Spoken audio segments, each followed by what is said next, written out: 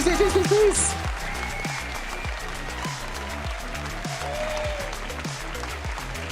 Welcome, everybody, to the Saturday show.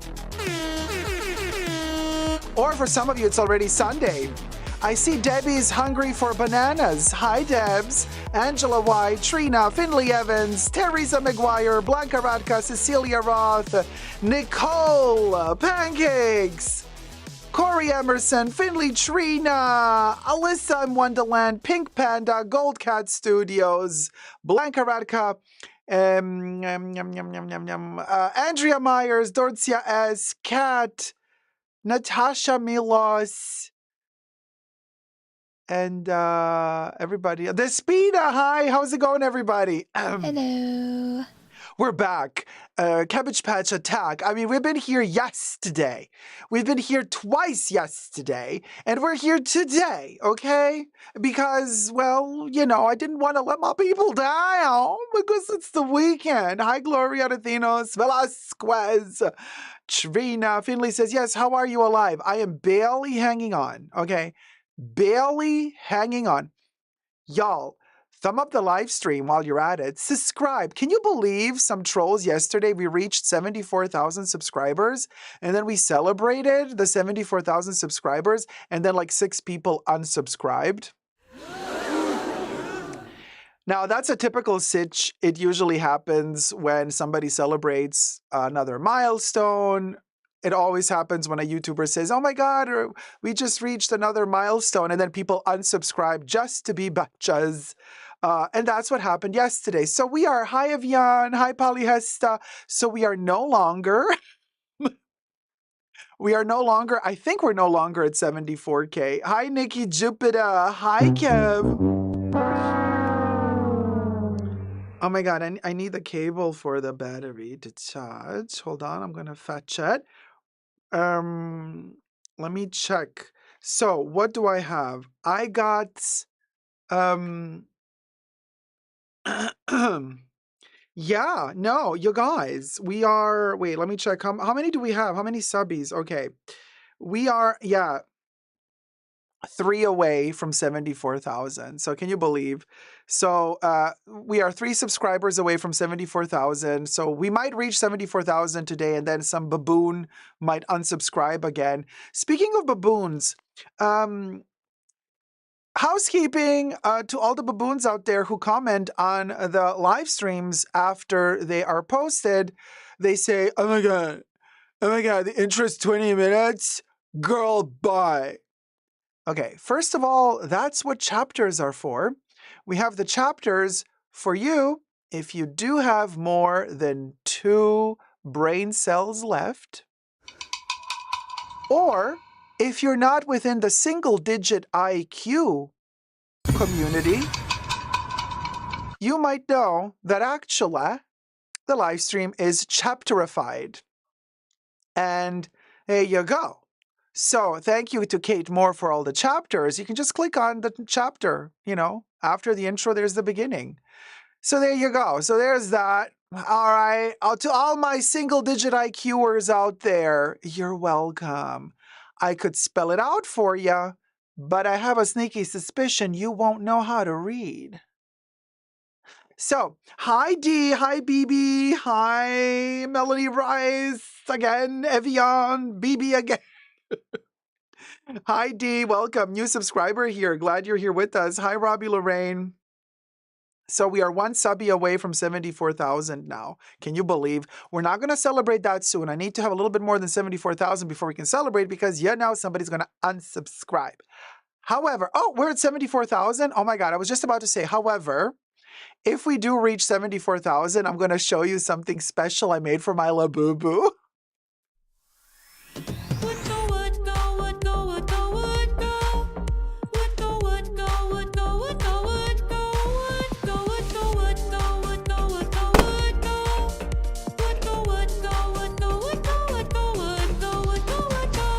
And I got to say, Polyester, I just subscribed from my sister's account.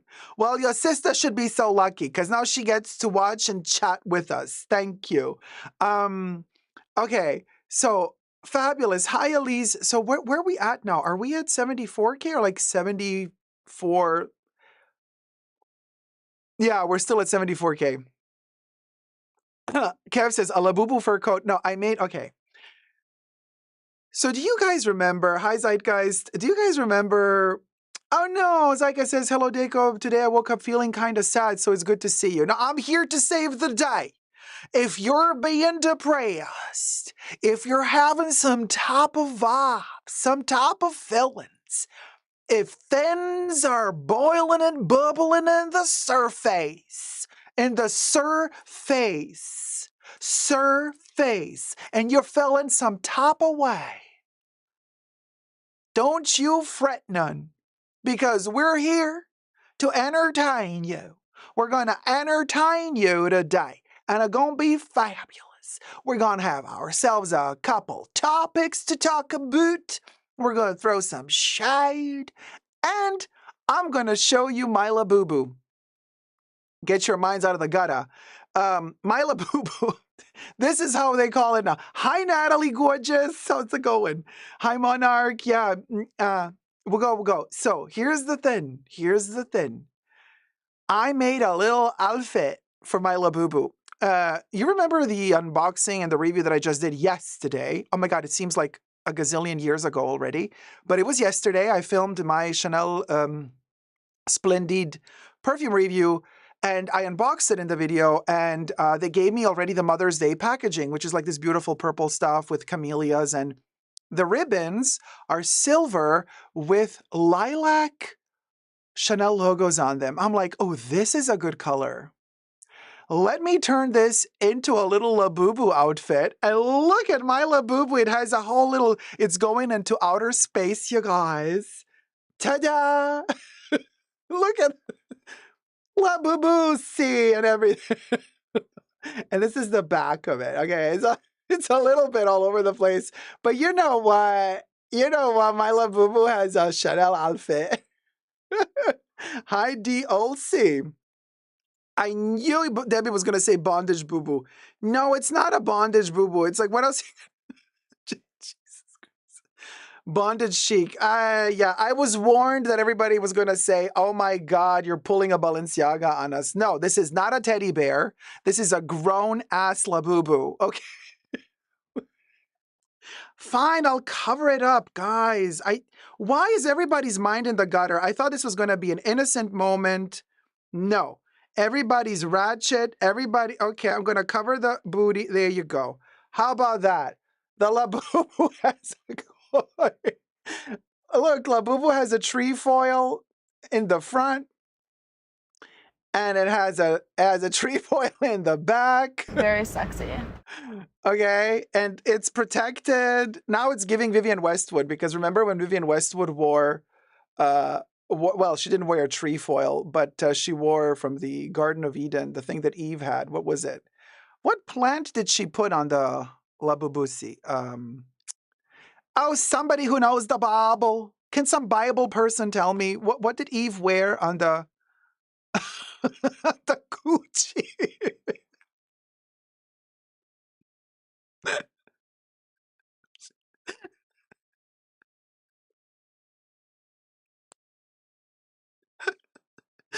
what did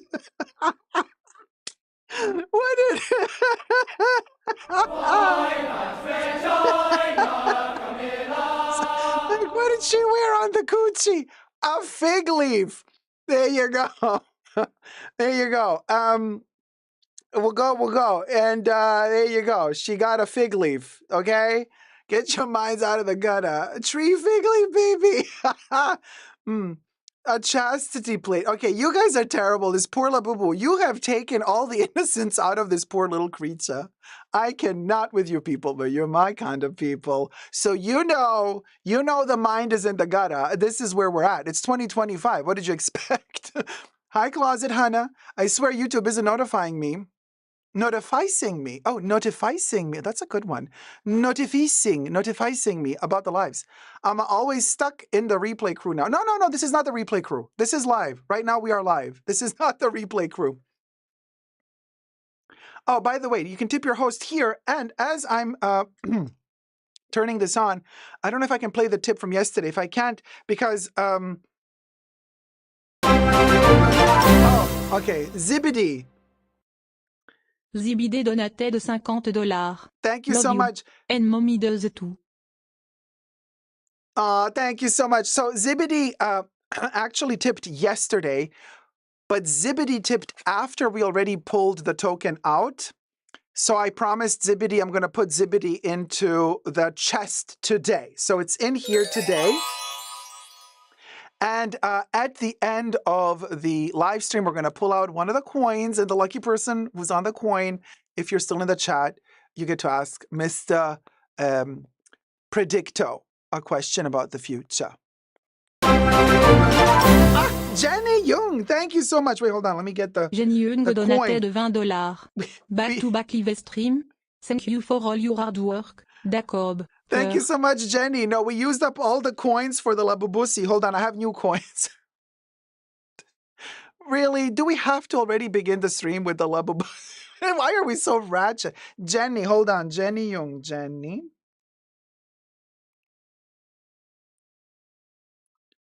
And can you believe? Yeah, I'm a trooper. Yesterday we streamed between the main show and the after show. We went on for 10 hours yesterday, you guys. I don't even know where I am, who I am. Jenny, here you go.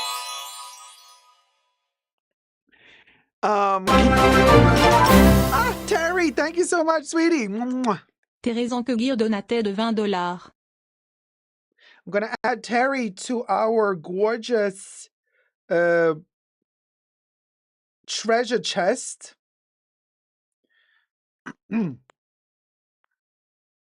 Here goes Terry. Where is it? Focus camera. Thank you. Thank you. And for Kenny. Thank you, Terry. We got a Thérèse Kenny Anqueguir going on. donatait de $20. From Kenny. We have a Kenny coin as well. Period. Period. And there's Kenny.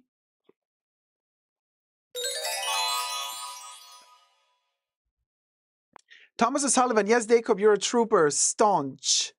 Thank you. Thank you. Streaming for your supper, Dacob. You best believe, Sarah. You best believe.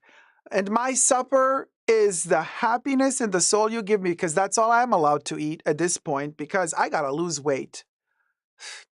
Look, I had one of those meals today. You know, the type that, like, instead of the rice, it's cauliflower rice.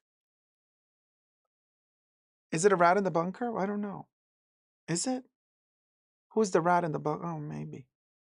Is there a rat in the bunker? Well, I don't know. Sarah is either... I love the camellias. Sarah, I was going to make a camellia out of the Labubu outfit, but I couldn't do the petals. Where's the idiot troll? What is going on? I can't do these movements. I don't understand shit. It's like... Okay, so what was the... Okay, so what was the comment? Okay, whatever. I'm sorry, troll. I didn't even get to see your comment because Debbie is a sniper and she got to your comment before I could even realize you existed. Oh, bless. Anyway, where were we? Oh, right. Sarah sent 3 camellias. So I tried to make camellia out of the Labubu ribbons. I'm going to have to use super glue and like glue them on the petals of the paper camellia. Forget about it. I can't do it. Oh, yeah. Also, you guys, can I just do something here? Wait, I have to find it, though. My dear friend, Polly Hester. You see Polly Hester in the chats. He has Homer Simpson on there. You guys, Louis, his name is Louis on YouTube. He started a YouTube channel. Can you go and subscribe to him, please? Thank you. It's all a community. Let me see. How can I find you, Louis? No, because you can't post links there. So welcome to tier 2, Mary Smart. What's your name on YouTube, Louis? Because I know you have several channels, so.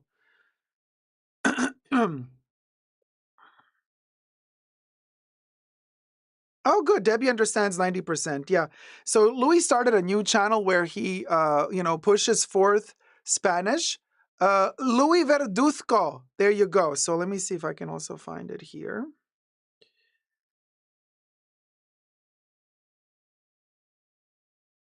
Yeah. Period. You see, I'm subscribed already. Okay. There you go. Follow Louis. Support Louis, and also be sure to follow him and support Latin culture and Spanish, quite frankly, because it's important. Mary Smart, welcome to tier 2, sweetie. Welcome, welcome. Thank you so much. Oh, Ryan. Thank you, Ryan. Hold on. Hold on, hold on. Hold on, hold on. Hold on, you guys. You guys. Ryan, going into the shrine. Into the chest. Into the golden chest. Thank you, Ryan. And, okay, so yeah, support Louis. It's important. And, what did I want to say? Dacob, what kind of pin do you have on today? Is it a cat? It's a panda. It's a panda. It's, Takashi Murakami panda from his super flat pop collection. Not connected to Louis Vuitton. He's his own artist, but he did also use the panda for Louis. But this is his own little panda. Looks like a mouse. It's not a kitten. It's a panda. Thank you. Yeah, Pink Panda loves the panda. Yeah, thank you guys. I'll see you guys there, says Polly Hesta. Now I have to work for real. Yeah, Polly is at work at the moment. So thank you for tuning in. This is not a Moschino shirt. This is a Jeremy Scott for Adidas shirt from 2015. I do not throw anything away. I wear it till it is in shreds. Thank you, Blanca Radka. Thank you, thank you, thank you, thank you. Love it. Thank you, Cecilia. Thank you. So, so I was saying something. Oh, what I ate today. So, like when you're dieting and you're like, okay, rice? No. You eat the cauliflower version of rice because you got to do the low carb version. So I had the cauliflower rice with a bit of meat, broccoli, tomato, paprika. Yeah. Was it healthy? Yeah. But like, did I want French fries? Yeah. Did I want a burger? Yeah. By the way, yesterday, since we had 2 live streams, I had 2 Whoppers after the live streams. Yes. Yes, it was a Burger King situation. I was craving Burger King so crazy, whatever. We had 2 live streams yesterday. It was 10 hours of streaming altogether. Boy, oh boy. In the after show, which was exclusive to tier 2 members and tier 2 patrons, we had one heck of a show. So I want to thank everybody who participated yesterday because IYKYK, what happens in the after show stays in the after show. But if you know, you know. We had our moments. It was fun. Yeah, Finley, unbelievable. 10 hours. I would be a puddle on the flow. I was a puddle on the flow. Yeah. Hi, Sasha. Yeah, no, it was insanity. Insanity. Whoppers are so good, I don't even care what it does to my body. Nicole, and you know what? And I tried so hard to I'm not going to eat all the bread, I kind of left a little bit of the bread. I was like, yeah, I'm going to focus on the meat. I'm going to focus on the onion. I'm going to focus on the tomato. I'm going to try not to eat the bread. Hi, Nectarine Man. Hi, Marina. Hi, Dee. I can relate. Cauliflower rice is just not the same as white rice. Dee, it's just not the same. Cauliflower rice is not the same. But it gives you that illusion like, oh, you're doing something healthy for yourself. But I know I'm going to eat that healthy little lunchlet, and then like 1 hour later, I'm going to eat chocolate.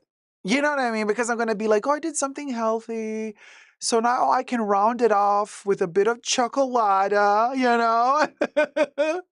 Yeah. Yes, Kev, my booty be rounding up. It's a peach, let me tell ya. I know, balance. Oh, man. Speaking of balance, I have some topics to share with you. I love real rice too, you guys. I adore all sorts of rice types, really. The basmati rice, the sushi rice, your regular sticky white rice, the non-sticky white rice, the brown rice, everything. You give me rice, I'll eat rice. Rice with eggs and chicken. Fried rice with eggs and chicken. It's a classic at the Chinese restaurant. I know it's like nothing really Chinese. It's more like, they made it for the people who don't really know Chinese cuisine. Like for us, they do the simpler version, but I love me some rice with egg and chicken. Oh, Jasleen says, if you want to buffer against the sugar spikes with rice, cook it. Cool it down quickly, then refrigerate it for a day. Then reheat and eat. More resistant starch and less of an insulin spike. Oh, thanks for letting me know, Jasleen. Jasleen, darling, I've seen you in the chats on somebody's channel. Not in the chats, in the comment section. No need to say who. We know. We were talking about this individual yesterday.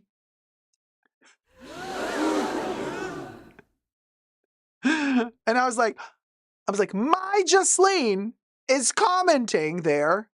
Uh-huh. Because for me, Jasleen is like family. I'm like, no, I'm not going. So change to another grain, but a real grain. I mean, Thomas, what can I tell you? We'll go. I know, escandalo. Isabel, darling. Oh, popping up with the tea. Yes. Can you believe? Oh, is it the bot? Yes, Jasleen, it is the bots. I get so many, and I'm not even a large channel. No, Jasleen. All jokes aside, look, I wish the lady all the luck in the world. I just don't like the attitude of making a video saying, like this is a conspiracy, implying like she thinks she knows who's doing this, like pointing fingers. And I'm like, no. You do not do that. You can say it's a big problem because it is for all of us. The bots, the replica fake seller link people who are telling you to buy this, buy that, the fake subscribers that come and go, like all of that. We all suffer from that. It is a big, big problem. And YouTube, quite frankly, is not doing almost anything to help, because I've written to them a gazillion times. I've written in the help chat on the channel, and then you just get some AI bot that answers you and says like, okay, I'm looking into it, and then they're like, sorry, I couldn't help you at this time. Everything seems okay with your channel. I'm like, no, everything is not okay with my channel. Where are all of these crazy bots coming from? Can you please stop it? I mean, you can identify them. I'm sure YouTube has the capacities to identify them and to block them off. Why do I have to sit here like an idiot every day? Block. Like sometimes I'm like, it takes like over an hour sometimes. It's insanity. And yeah. So, and I'm like, but then, oh my God, Mitra K. Yes. The support bot said, did you try to log out and log back in? Uh-huh. Yep. I got that answer as well. That was one of the many useless answers and useless tips that they gave me. Automated reply tips that they gave me. So it is so annoying. And, yeah, and it's just like I get what she was going for in that video, but I'm like, girl, no. I'm not gonna mention the names because if you know, you know. But I'm like, no, you're like, no, reach out, community, let's collab, blah, blah, blah. I'm interested in everybody. Really? Really? Because as far as I remember, and we could play the clips in case we need to, we will. But just a short while ago, you were the one saying you never watch other luxury content creators' content. You never watch other channels except for cars or whatever. You were the one a very short while ago who was stating in your own videos, no, I don't watch other, luxury YouTubers and stuff. I don't do that. But at the same time, you were the one who was doing topics that other channels were doing before you. And then you would do them, and then you would claim that you were the first brave one to do them. Like the time you stood up to Dior, but you were a little bit scared of repercussions. You know, the Dior moment, the $56 bags in the sweatshops, and you said you were so brave because nobody else in the luxury community dares to speak up about this. You did that like a couple of weeks after I did that. But okay. So now after we're going to sit there and talk about how we're not watching other luxury content creators, now we're going to sit down and say, we want to raise a community? Uh-huh. I see. Oh, contact me. Yeah, I watch everybody, love everybody. Yeah. What's it going to be? You can't have it both ways. It's either or. You can't be both. It can't be both. So that's that. The silence in the chats is deafening. No. And Jasleen knows. So I'm like, girl, sorry. You want sympathy? You want empathy? Then show some sympathy. Show some empathy. Okay? And yeah. And let's not talk about and here's another crappy sponsorship I'm going to peddle. Buy this. Girl, reset your priorities. You got to rethink a couple of things. Now, I know people, look,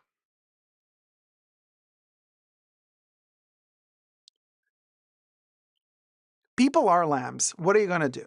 What are you going to do? And we know they're lambs because look at the state of the world we're in right now.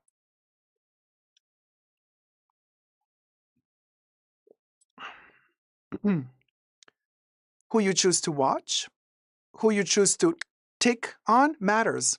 That's all I'm saying. We need more lions, not lambs. Exactly. Oh, Debbie, I didn't know that there's like 2 versions of a sheep emoji. Look at that. Look at that, you guys. There's 2 different sheeps. There's a sheep, and then there's that, what's it called? The other sheep. The male sheep. What's the male sheep? A ram. Okay, there you go. There's a ram and a sheep. Well, what do you know? What do you know? Yeah, Corey wants some food. I want some feta cheese now that we're talking sheep here. So, okay. And Mr. Sheep, yeah, Silence of the Lambs. There you go. Oh, wait, Zyka says ram and ew. Like, ooh, like, oh my God, we don't like it. Buy this, buy that, buy girl, period. No, period. Oh, and then Bubbles thought that the Nectarine Man was leaving, and Bubbles is like, goodbye, Nectarine Man. Barami Finley, huh? You see what I did there? Corey says, feta cheese with red onions and dates. Who are you dating, Corey? No, I know you meant the fruit. I just made a dad joke. Who else thought sheep and sheepette? I did. Wait, you know what I thought? Like, okay, I always used to say, oh, actually, I still do. I'm like, hi, dudes and dudettes. So it's like sheep. Oh, yeah, the sheep would be the male and the sheepette would be the female. Yeah, that makes sense. Thank you. Thank you. Sheep and sheepette. Um, bag and baglet, you know. Shoe and shoelet. Slipper and slipperlet. Feta is amazing in a Greek salad. You guys invented feta in Greece. Like shoe and choupette, exactly. Corey says, it makes sense to us. That's all that matters. Period, Corey. Period. We love feta. I love feta too. The original feta. It has to have the right ratio between goat milk and sheep milk, right? Recycled shoes are recycled shoelets. Oh, no. Okay, Kimmy Joe says, no, we do not do recycled shoes. Evian says, I'm so tired of these influencers. They all now selling their shit and bragging about the new lifestyle that they have developed. So cringe. I have unsubscribed so many lately. Oh my God. I think Jessie sent me a picture of, what's her name? The woman everybody made a video about. The one, yeah, I forgot her name. Anyway, what's her name? Oh my God.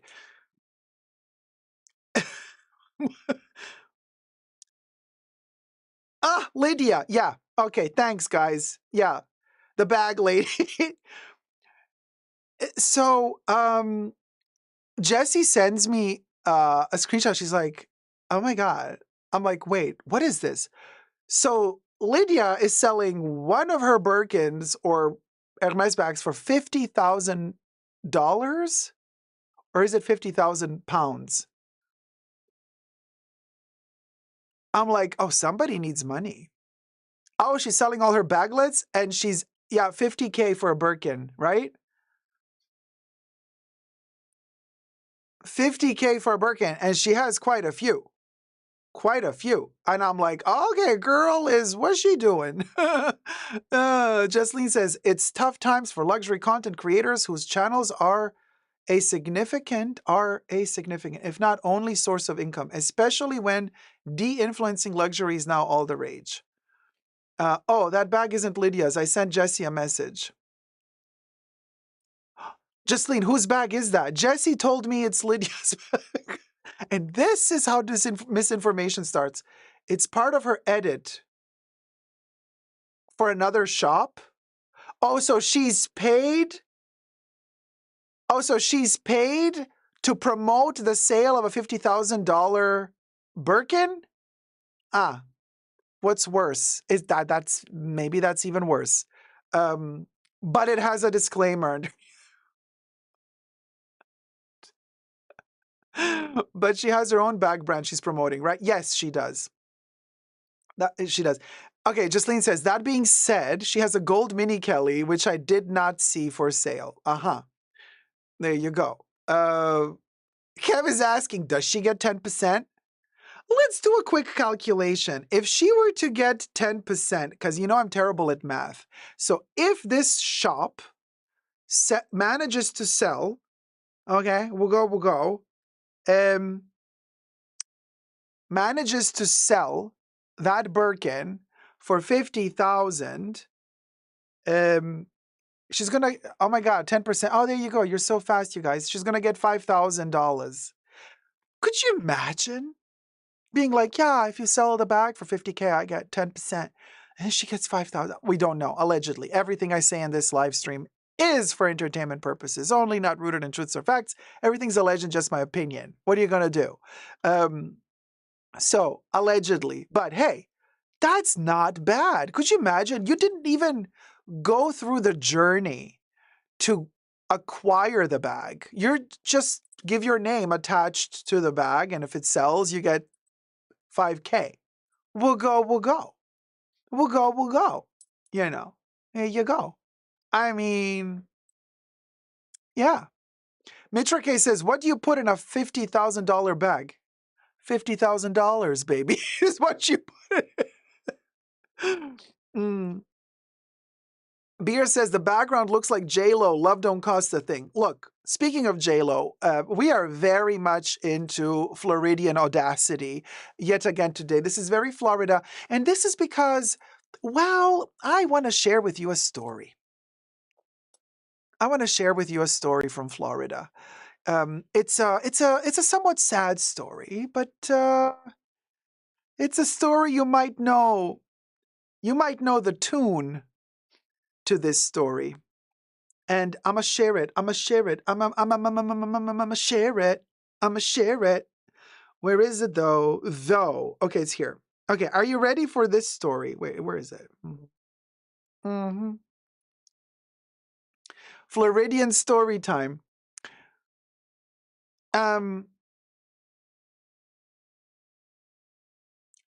And they imply that those who like luxury are insecure and not as enlightened as them. But who are we talking about? Wait, I'll get back to that, Jasleen. I'll get back to that.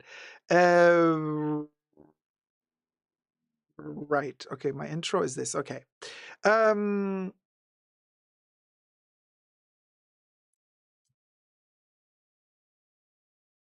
Does anybody know this guy? Does anybody know who he is? Well,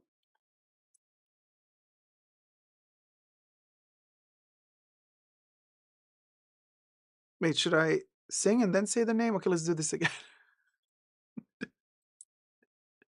Should I?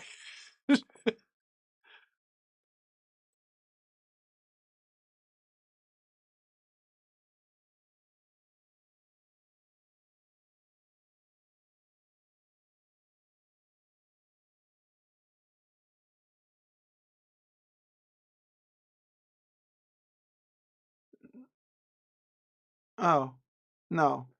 No. I want to do it the other way around. I want to do it. Okay, hold on. Yeah, let's do it like this. Okay.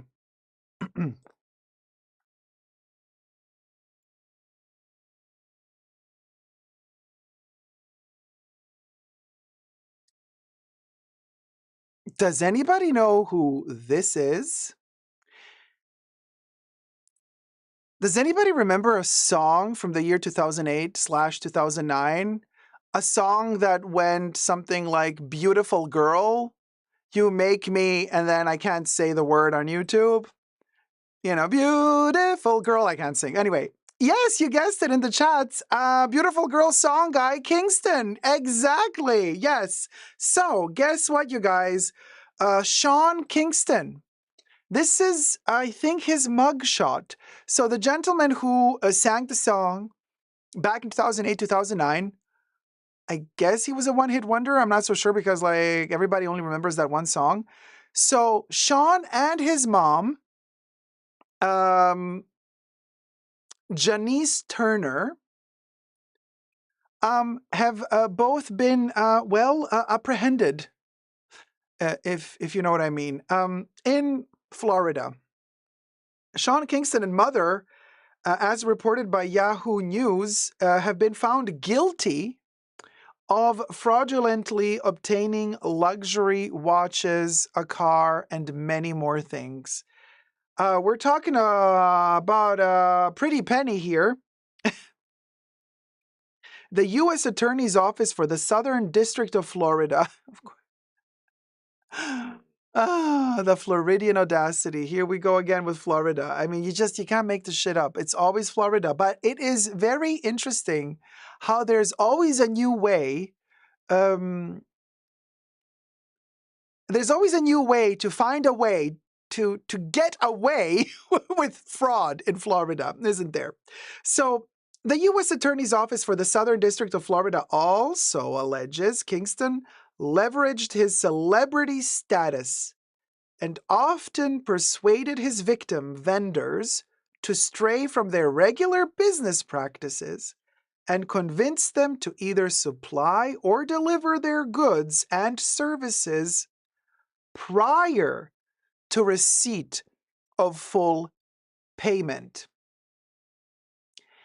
Now, here's the thing. When I read this, I thought to myself, so Sean got apprehended doing this. Now, who does this remind me of? And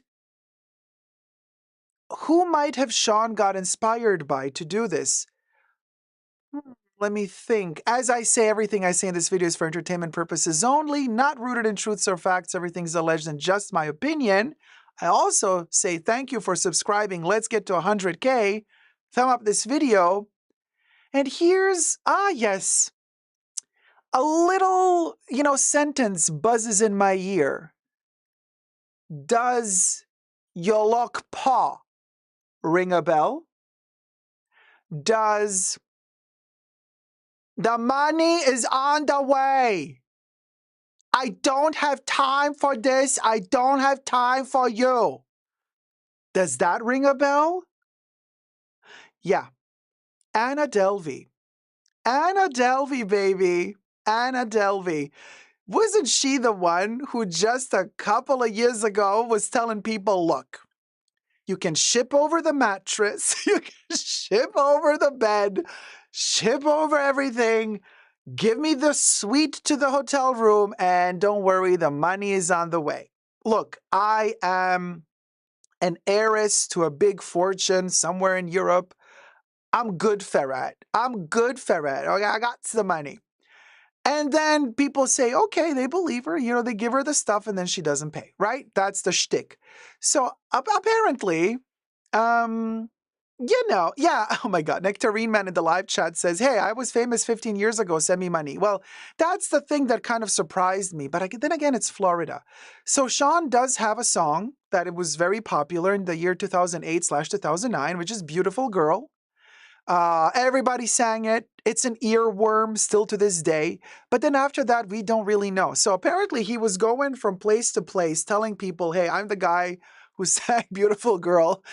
Can you ship me over a car and I'm good for it? I'll pay it later. And apparently he managed to convince people to do it together with his mom. I mean, only in Florida. I love the idea of the mother-son, kind of like Bonnie and Clyde, but the version is mother and son, right? Not like lovers, not like partners, not Bonnie and Clyde, not Thelma and Louise. No, it's mother and son. And I need to see like a Lifetime TV movie made about this because it's interesting. According to, yeah, okay, so Kingston 35 and Turner, the mom, are scheduled to be sentenced on July 11th. Each count has a maximum sentence of 20 years in prison.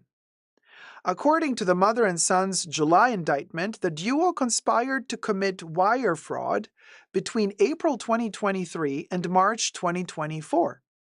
In other words, they showed intent to defraud and to obtain money and property by means of materially false and fraudulent pretenses, representations, and promises. The indictment claimed Kingston and Turner sought to unjustly, we quote, enrich themselves by falsely representing that they had executed bank wire or other monetary payment transfers as payment for vehicles, jewelry, and other goods. They were accused of keeping the items despite never paying for them.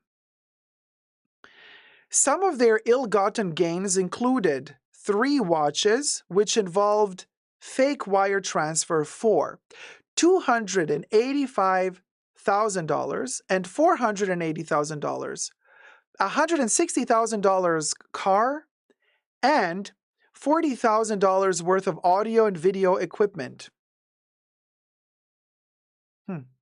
The U.S. Attorney's Office for Southern District of Florida, where else, also alleges Kingston leveraged his celebrity status and often persuaded his victim vendors to stray from their regular business practices and convinced them to either supply or deliver their goods and services prior to receipt of full payment.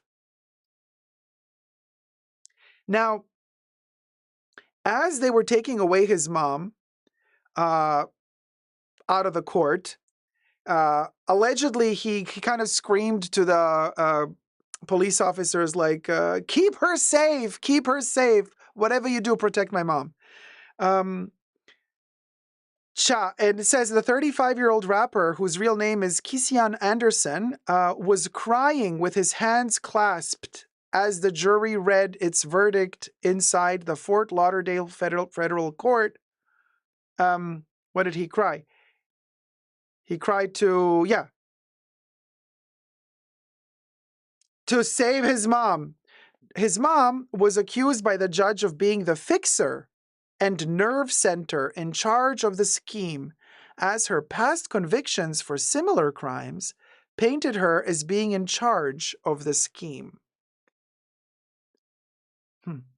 Mama Kingston, as she is known on Instagram, was ordered to be held at the Broward County Jail after the judge considered her to be a flight risk because of her testimony during the trial.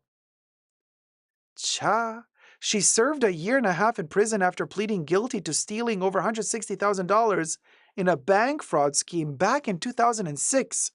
Okay, Mama Kingston, we've been around the block a couple of times, I see. This isn't your first time at the rodeo, allegedly.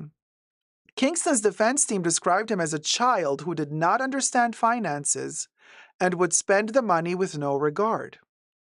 He did not testify during the trial. "Protect my mother," the rapper cried out as U.S. Marshals took Turner into custody.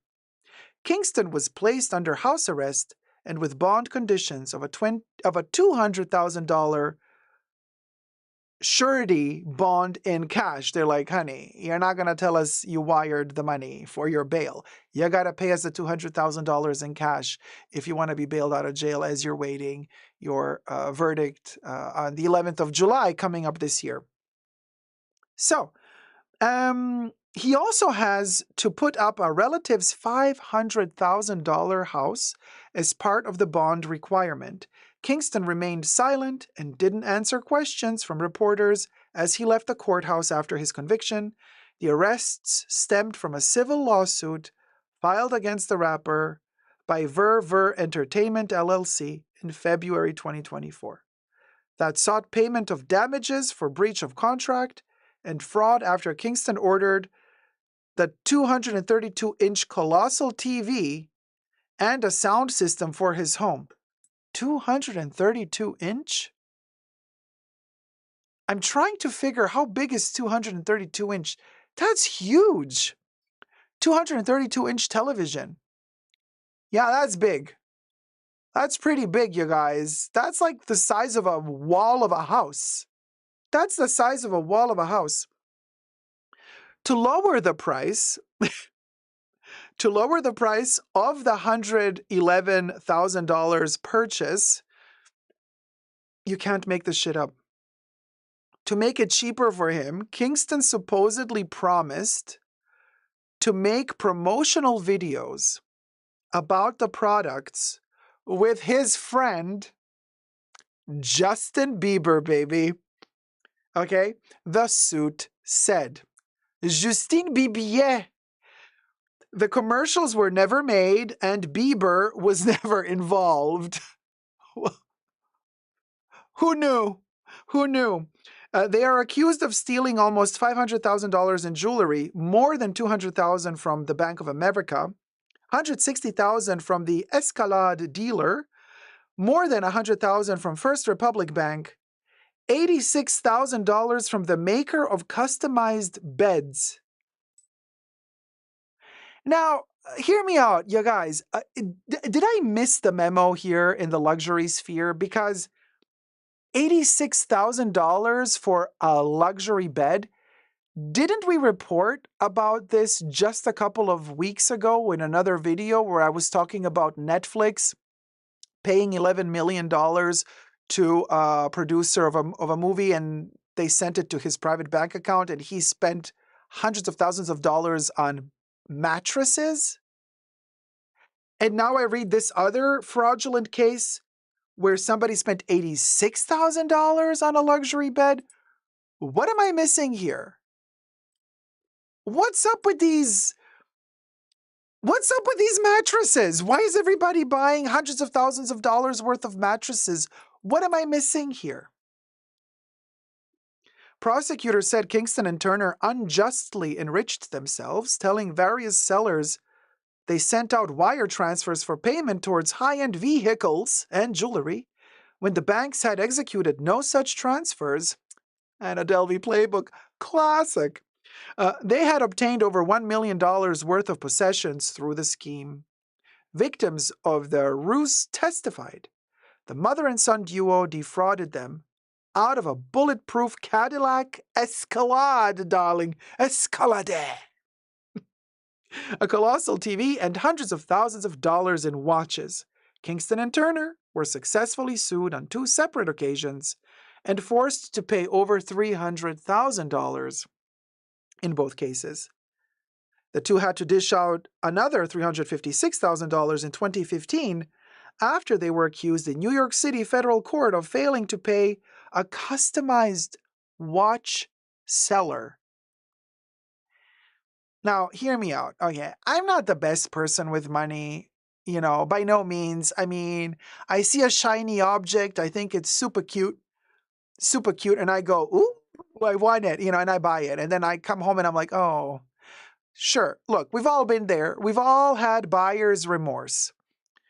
But honestly, it's so on another level to not have the money, but still go for $356,000 that you don't have and then spend that money that you don't have on watches. And I'm like, you don't have the money. Like, pay your rent or pay off the mortgage, do something to live. But this is like on a whole other level. Kingston and Turner were successfully sued on 2 separate occasions. Oh, sorry, I read that one. There, 3 years later, so this was in 2015. Then 3 years later, the mother-son duo had to pay $301,000 to a New York jeweler who claimed they scammed the store out of 9 items. On May 23, federal agents raided Kingston's South Florida mansion, arresting Turner in the process. The rapper was performing at Fort Irwin in California's Mojave Desert for the U.S. Army MWR program at the time. Law enforcement officers detained the rapper before he was booked into the San Bernardino jail. He had already been on 2 years probation for trafficking stolen property when he was busted. Cha. He later agreed to fly back to Florida to face his charges. The two face up to 20 years in prison, the maximum for federal wire fraud cases, while the sentencing hearings were set. It says here were set, I guess are set or were set for July 11th. Yeah, guys, that's a lot of money. And it's not like you got caught in the moment, whatever, and you did it once and you feel terrible and you're going to pay for your crime. It's like you kept doing it over and over and over again. Ooh. But as they say, there is nothing like mother's love. Opens up a whole new perspective about mother's love, though, if you think about it from this perspective. It's still a form of love, though. Let me know your thoughts down below. What do you think? Subscribe. Let's get to 100K. Thumb up this video. And good luck to everybody involved in this case. You're innocent until proven guilty. But I guess they're just expecting the verdict at this point. So it's like, But there you go. And I hope that the people who lost their money get their money back. And I hope that the people who lost all those objects get those objects back. And I hope the damages can be minimized to best case scenario to 0, like where you don't lose anything. Or if it's not possible to minimize the losses to 0, to minimize them as much as possible. Good luck to everybody. Never give up on love. So yeah, Kat says, mother was like, if you made some more music, we wouldn't have to scheme. Oh my God, Kat. I bet he has a tattoo, Mom. Oh my God, T-Pal. No, the mom, actually, yeah, I think wait. I bet he has a tattoo, Mom. Oh, you mean that he tattooed mom on his hand. No, I think the mom has a tattoo. No, I don't think the mom has a tattoo. No, I don't think the mom looks gorgeous, by the way. Very, very beautiful lady. Just, hey, you can be a criminal and still be gorgeous.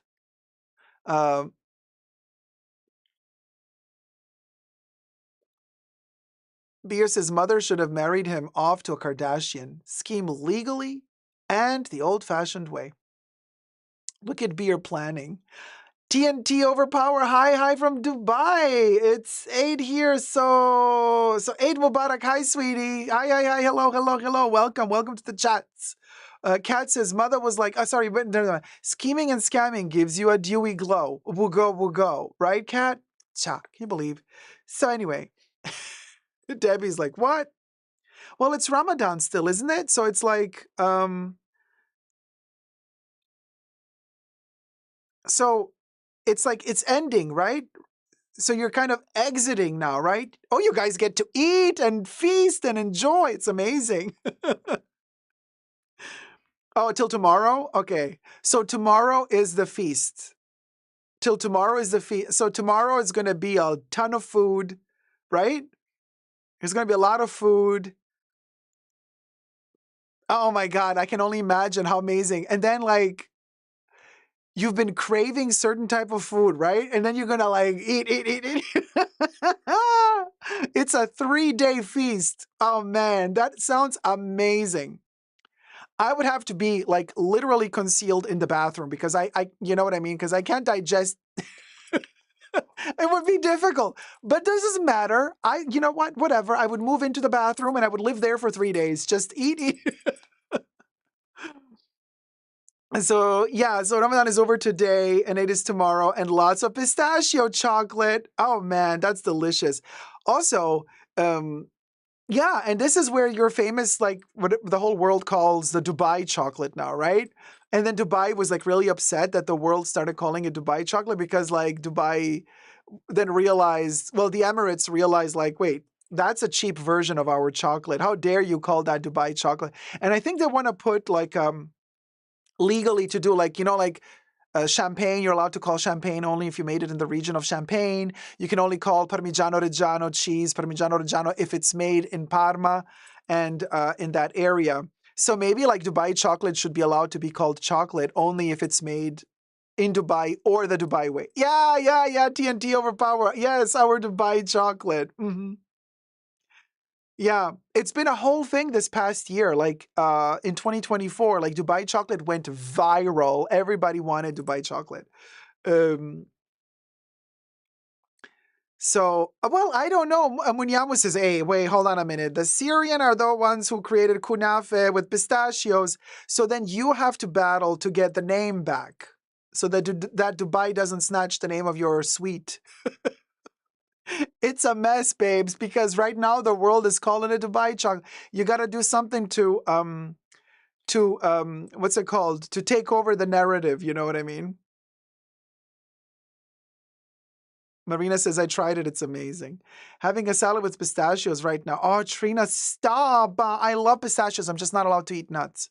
But there was a time in my life when I did, and pistachios are just the best. I love pistachios. So, and Minnie Jeffrey says there's only Belgian chocolate. Well, Swiss chocolate is pretty good, is pretty darn good as well, if you know what I mean. I don't know why my notes keep getting blocked, so I have to always reopen them. I think I have to update my iOS or something. Okay. So I have another topic for y'all. Let me just touch up my oiliness. I'm super oily today. I think I'm still like tired from yesterday. When I'm tired, my body produces more sebum than usual. Oh, Zara Justina says, loving the Hot Topics, Dacob. Look, as long as we're waiting for our queen, Wendy Williams, to return to her full glory, you can have the ratchet version, which is me, talk about stuff like this. Thank you, Zara, though. Very kind. Hi, Lori. How's it going?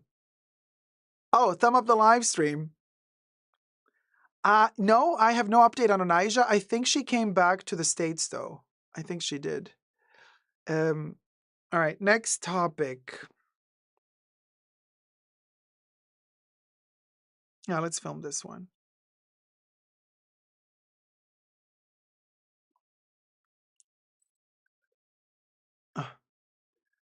Okay, we'll go. Escandalo in the fashion world, but this time on a whole other level. We're talking fine jewelry, haute joaillerie within the luxury community. We're talking Louis Vuitton fine jewelry and high-end jewelry. I got some news for you, and I'm going to share it with you, and then I have a theory about how this is all going to play out. Somebody's leaving, somebody's kicking the bucket, somebody's arriving. It's a story, it's a tale as old as time, okay? Beauty and the Bisht. Well, we'll see. We'll find out in just a second. First, subscribe to my channel if you haven't already. Let's get to 100K. Subscribe, thumb up the video, and everything I say in this video is for entertainment purposes only, not rooted in truths or facts. Everything's alleged and just my opinion. Yeah, guys. Somebody just announced that they are leaving Louis Vuitton Jewelry, and the person leaving Louis Vuitton Jewelry is the artistic director of Louis Vuitton Jewelry. Let me try to pronounce the lady's name. Patrice Legoureau. Cha. My apologies for butchering the surname. Patrice Legoureau is super young. I don't know if I have a picture.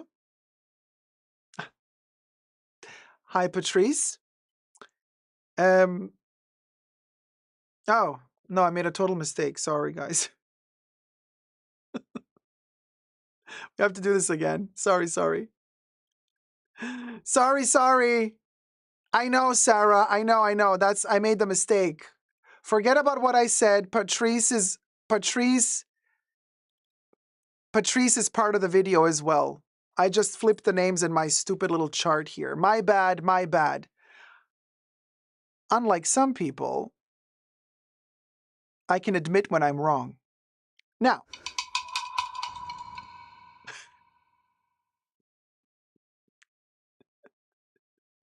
so anyway, let me take a sip. Cha, the shade. Okay. All right. No, Patrice is a different person, but Patrice is part of the drama. Hold your horses. Let's take it from the top. Thank you, Gloria. Okay, everybody on set. Lights, camera, action.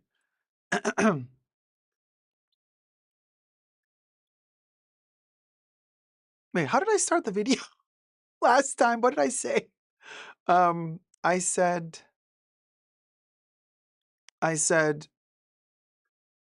oh, I had such a funny little beginning, the funny little intro. I forgot. What was the funny little intro? I totally forgot my intro. Damn it. Oh, Scandalo. Man, what would I do without Gloria? Thank you. Okay. Oh, you know what? We're going to do it like this. Escandalo in the fashion world. Actually, even more so. Luxury world. Actually, even more so. Haute joaillerie, high-end, fine jewelry, luxury world. This is a story a little bit complicated. Somebody is leaving, somebody is coming, somebody kicked the bucket. Agatha Christie would have written a novel about this. And I would have been Hercule Poirot. Why? Because I am on to something here. Look, listen, Linda. Before we get to all the details, subscribe to my channel if you haven't already. Also, let's get to 100K subbies, thumb up the video. And everything I say in this video is for entertainment purposes only, not rooted in truths or facts. Everything's alleged and just my opinion. Okay. So, let's talk about Louis Vuitton just for a second. Okay, Louis Vuitton started doing high-end jewelry, fine jewelry, haute joaillerie years ago. And Francesca, y'all, the surname is a pip. Francesca amphitheater, but it's not amphitheater, it's amphitheatrof. Cueing the lovely lady. Looks super young. Francesca Amphitheatrof was the artistic director or the director of Louis Vuitton Joaillerie for 8 years. Now she issues a statement together with Louis Vuitton stating that they are both parting ways. Look, this is your classic PR type of letter that you officially release either on your social media or the company officially releases it, where they say, we are both very grateful for our partnership together. After 8 years of our partnership, we are parting ways. You know, Louis Vuitton, how they love to blabber it on. Now, here's the first thing I'm thinking. Isn't it interesting? Look, call a spade a spade. Francesca was an employee of Louis Vuitton. She was hired by Louis Vuitton. She was earning a salary with benefits from Louis Vuitton. So why does Louis Vuitton, whenever they want to, why do they decide to call an employee a collaborator? Our 8-year collaboration ends now. Why don't they write these letters when they part ways with one of their sales associates? Why don't they call their sales associates collaborators and partners? Why don't they, when they part ways with other workers that are not artistic directors, why don't they also say then, our collaboration ends? We have been collaborating for so many years. It's because they don't care about the small people. And they think this sounds more bougie and fancy. And we've talked about this a while ago. Do you remember in one of the articles that I was reading about Bernard Arnault and the LVMH system, how they work when they fire somebody, the terminology that they like to use? Do you guys remember? I said that a couple of videos ago. Well, the terminology is, and this is ridiculous, and we had a long conversation about this already, so I'm not going to get into the details again. But in short, they call it promoting outwards. So they fire you, but they don't want to say, oh, you're fired. No, they say you're promoted, but outwards. It is preposterous, in my humble opinion. Preposterous. So why didn't they say they're promoting Francesca outwards? They do state that they parted ways. Both parties agreed to end the collaboration. Hear me out, though. If you guys remember, back in 2024, we had a little nugget of information hidden inside of one of my live streams. And this is why I highly recommend you guys to watch all the live streams that I film several times a week, because there's a lot of nuggets in there that don't end up posted in individual videos like this one is. What happened was, I told you, October, November, when was it? November 2024, I said, you guys, we got news. And the news is that the artistic director of Chanel jewelry, of their fine jewelry and haute joaillerie, by the name of Patrice Legoureux, the director of Chanel's jewelry creation studio, passed away at the age of 53. And Patrice is a man, not a woman, just FYI. Patrice, I guess, is like Patrick, maybe in French. Patrice Legoureux. At the age of 53, I think they did not know the reason. We don't know why he passed. I don't know. They probably know in France. His family probably knows. But he passed away. Ever since then, everything has been hush, hush, hush, hush, hush, hush, hush. I've been connecting the dots, y'all. So Chanel has not announced a new artistic director. Miss Thing did not renew her contract with Louis? Or was her contract not even expiring? Did Chanel put a little stunt like they did with Lena Nair, headhunted her, like they did with Mathieu Blazy, headhunted him. They took Lena from Unilever. Why? You should have left her there, in my humble opinion. Mathieu Blazy, they took out of Bottega Veneta. Why? You should have left him there. And now all of a sudden, Miss Thing is leaving just a couple of months after Patrice passed away. Now, Louis Vuitton and Francesca both state they are very much looking forward to the future endeavors of Francesca. They're wishing her well. She also posted together with Louis, I think, or just Louis in her name. I don't really know how that went PR-wise, but both parties or one of the two parties posted that she will soon announce what is in store for her in the future. So she's not saying anything. Although this chain looks very similar to a 255 chain. It's not a 255 chain, but it does remind us of a Chanel chain. But we digress. So here's what I'm thinking.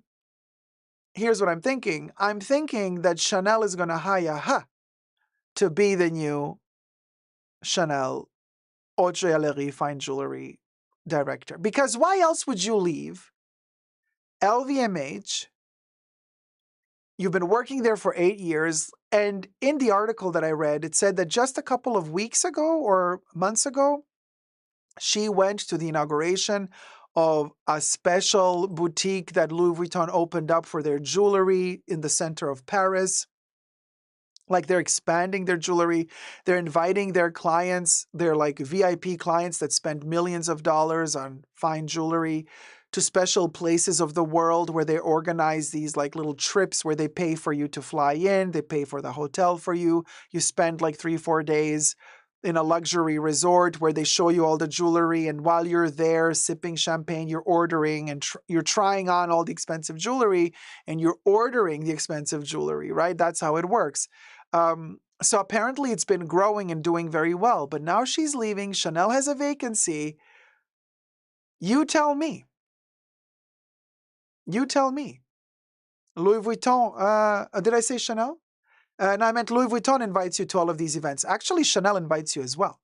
Chanel also has their lists of their special clients where they call you in, they invite you, they fly you over to a country, to a city where they pamper you, bedazzle you with food and drinks, and they expect you to order a lot after they've invited you. But what do you guys think? Do you think that Francesca is going to go to Chanel? Or am I completely wrong about this? Because I've been checking just today.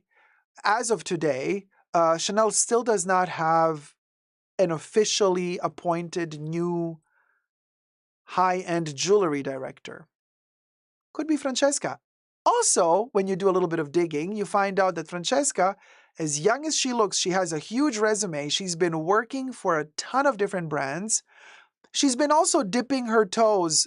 She had a really interesting contract with Louis Vuitton because in this article it says that she, while working at Louis Vuitton, she was not just exclusive to Louis Vuitton. She was also free to collaborate with other brands, which I thought really good for her.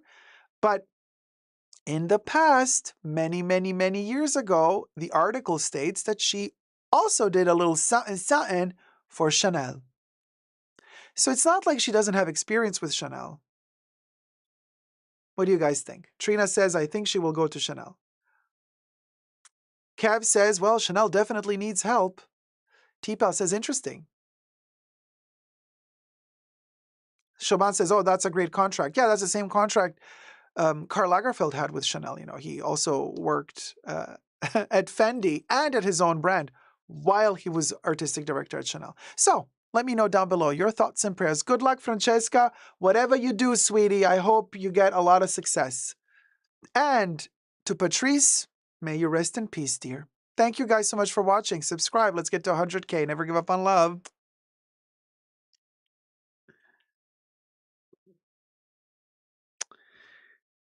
Yeah, what do you know? So you see, this is why I made the mistake with the names earlier, because like I flipped Patrice with Francesca. And then I realized, oh no, Patrice is the man. My apologies again, you guys. It's been a day. It's been a day.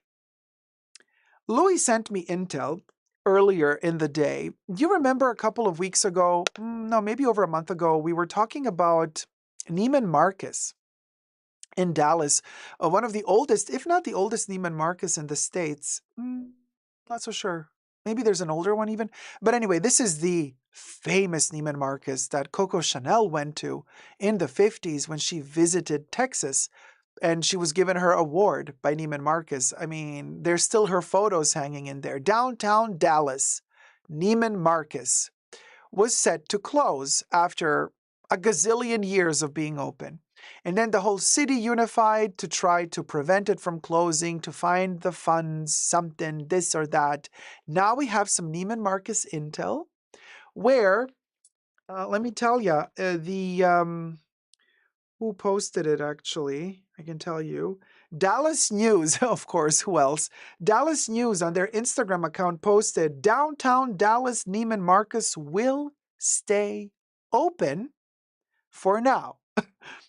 The landmark department store was set to close Monday after more than a century downtown, but Saks Global, the owner of Neiman Marcus, said it will keep the store open.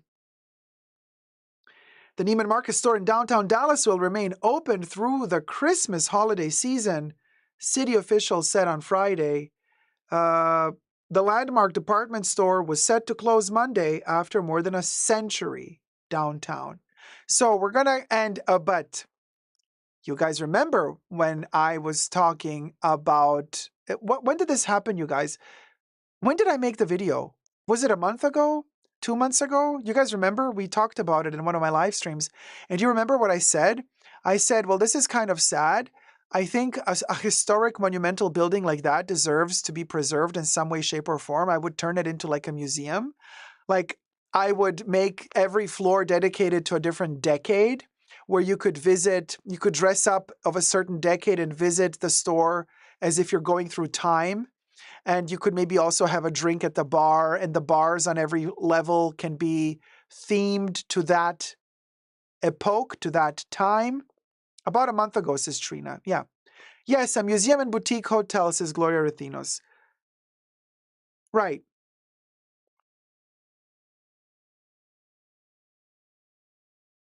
Well, guess what? Guess what? They're going to keep the store open while they explore a reimagination of the collaboration with the city of Dallas, and they might be doing a museum type of thing. Somebody's watching the Fashion Bunker.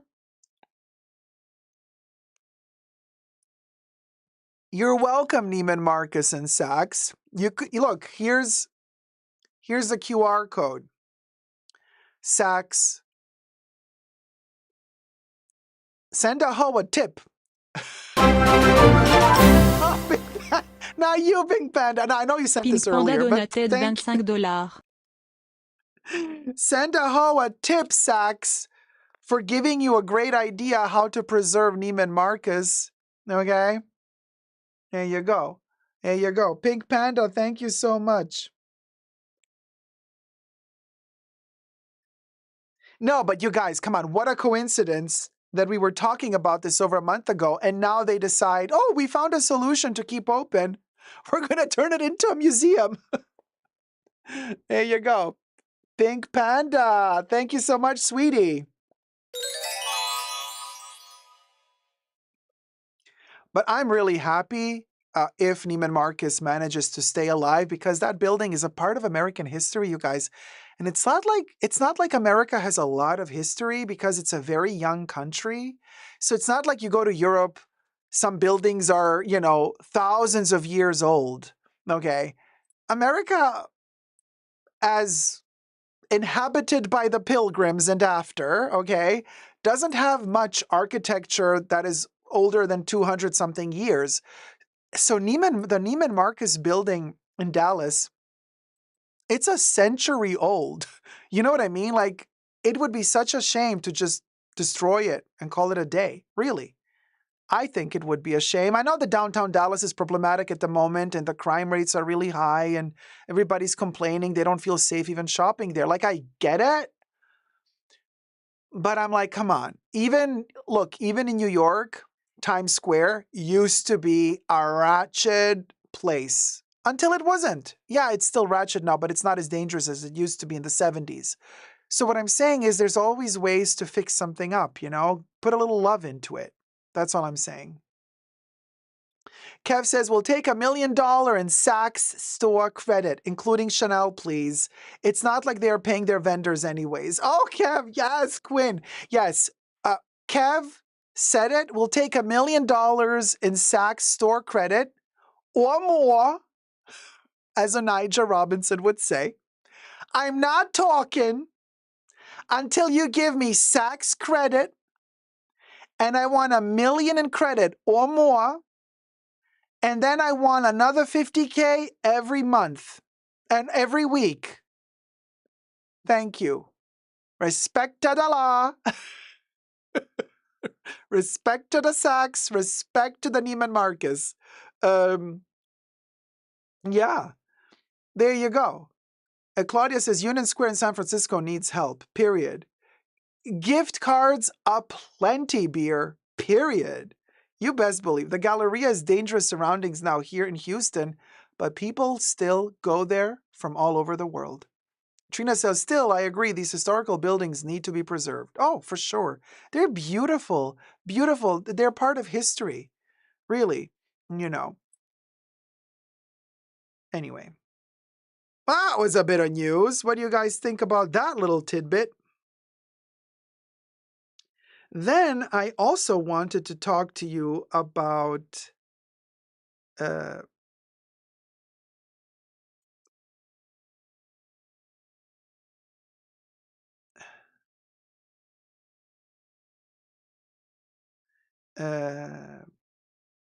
there's a lot of people who love to buy fake bags.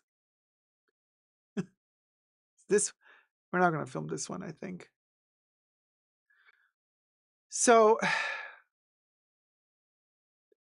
I'm just trying to find a picture.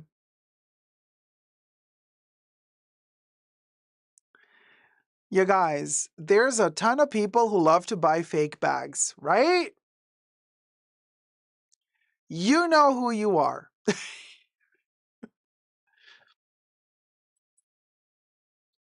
And it's been an issue. It's been an issue. It's been an issue because obviously some content creators recently on YouTube started complaining in their videos as if it never happened before. Oh my God, all the replica bag sellers are posting in the comment section with their bots underneath their videos, like, oh, selling fake bags. Yeah, we've been known. We've been done known. And a lot of people like to buy replica bags. Now, legally it's an issue, and I do not condone buying replicas. Morally, it's a completely different issue because morals and laws are very different. I'm no lawyer, so I cannot give any legal advice, but I've been reading up on stuff, and from my personal experience, I can tell you what is legal is not always moral, and vice versa. So I have so anyway, that's why I'm personally morally not judging anybody. Just be careful because legally the situation is different when you're doing replica shady stuff. Okay. Now, apparently the world of replicas has evolved. And just when you thought that the highest level of replicas out there would be those that they call the king version of a certain brand that you can then get like one-to-one copy, blah, blah, blah. Just when you thought that technology has evolved to the point where for an extra few $100 or $1,000 you can get the one-to-one replica of a bag,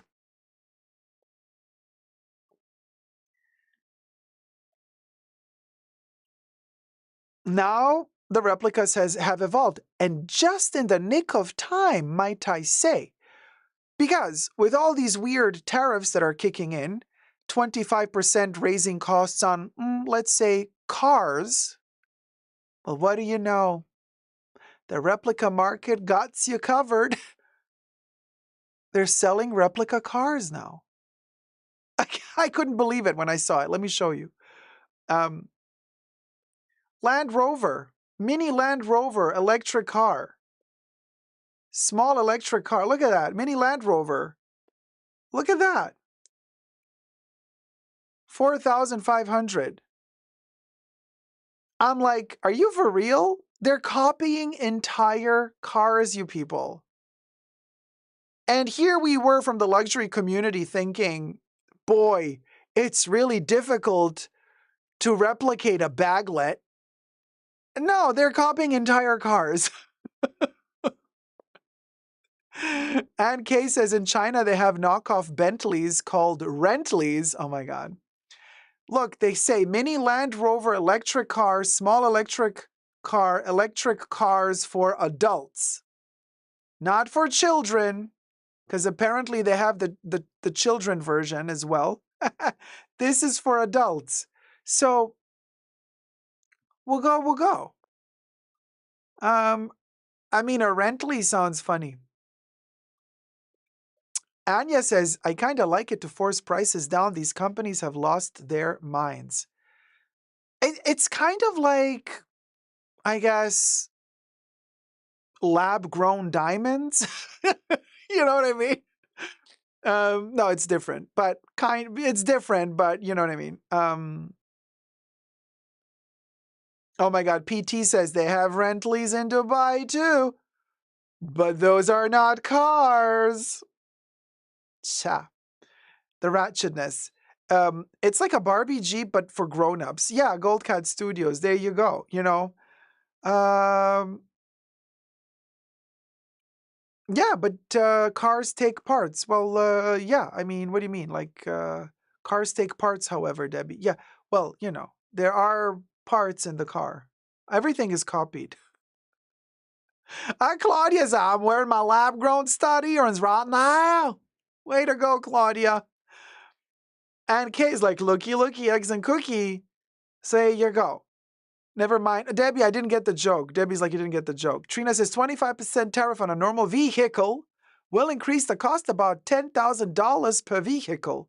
Well, there you go, Trina. Either you pay the $10,000 extra for a vehicle.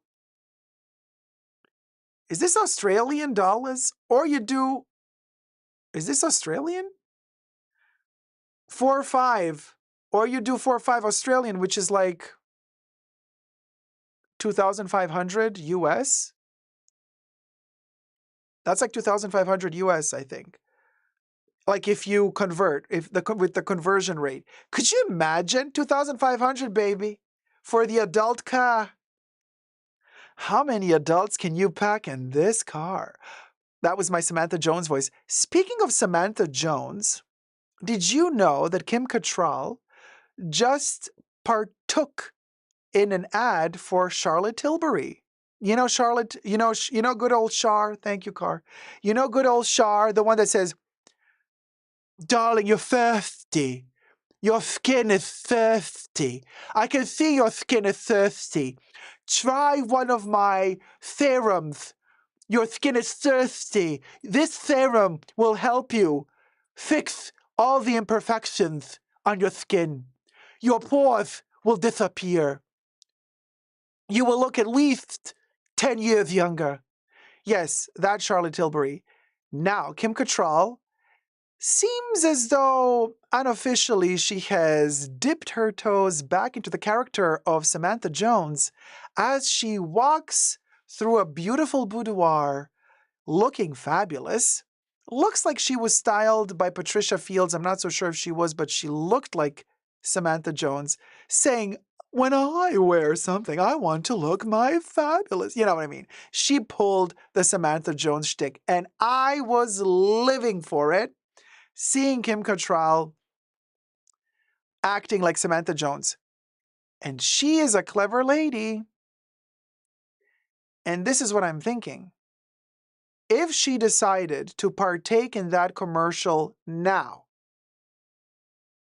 it's probably because, and Just Like That season 3 is about to come out, and she wants to rub it in. You know what I mean? She wants to be present indirectly. She wants to mark her territory as best she can and be present in the media in her own way while the other girls are launching season 3 of And Just Like That. So I'm thinking the girl won't bone yesterday. She knew what she was doing. So this is what I was thinking. I was thinking if Kimmy did this now, it's because she, maybe a birdie told her, oh, And Just Like That season 3 is about to come out. So, you know, deliver and publish your ad with Charlotte Tilbury now, right before they start playing the teasers, trailers for season 3.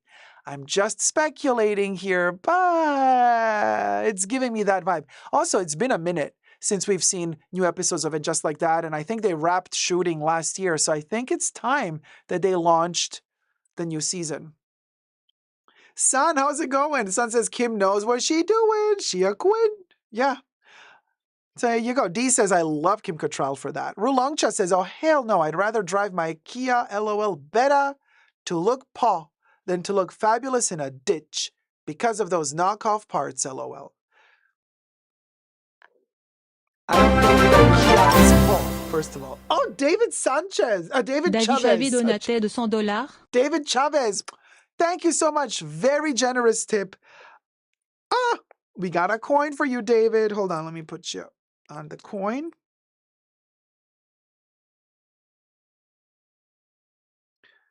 Thank you. Thank you so much. That is very, very generous.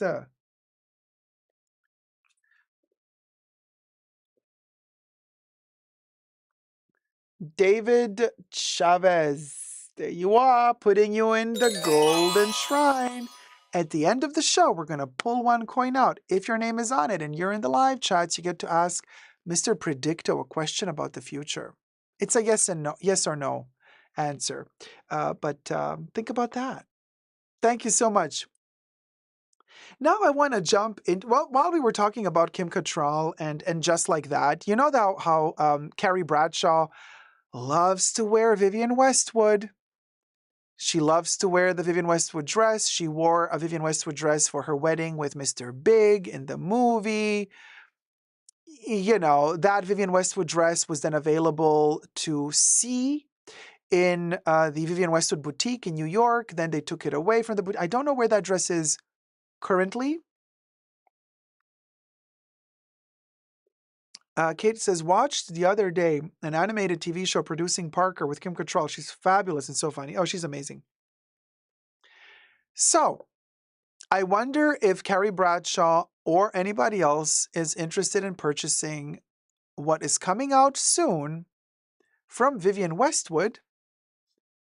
And that would be her now widowed husband, Andreas Kronthaler, who has been designing since the 90s together with Vivienne, her gold label, which is like the highest level of her clothing range, that is pret-à-porter. Higher than that, we go into couture. So we're going to review together the Andreas Kronthaler for Vivienne Westwood Fall-Winter 25 collection together. The video is taken from the Vivienne Westwood YouTube channel, so it falls under fair use. The music I chose is copyright free. My apologies if you don't like the music, deal with it. It's all I could find. Okay, let's play the show. Are you ready for some Vivienne Westwood review? Chat? Nothing.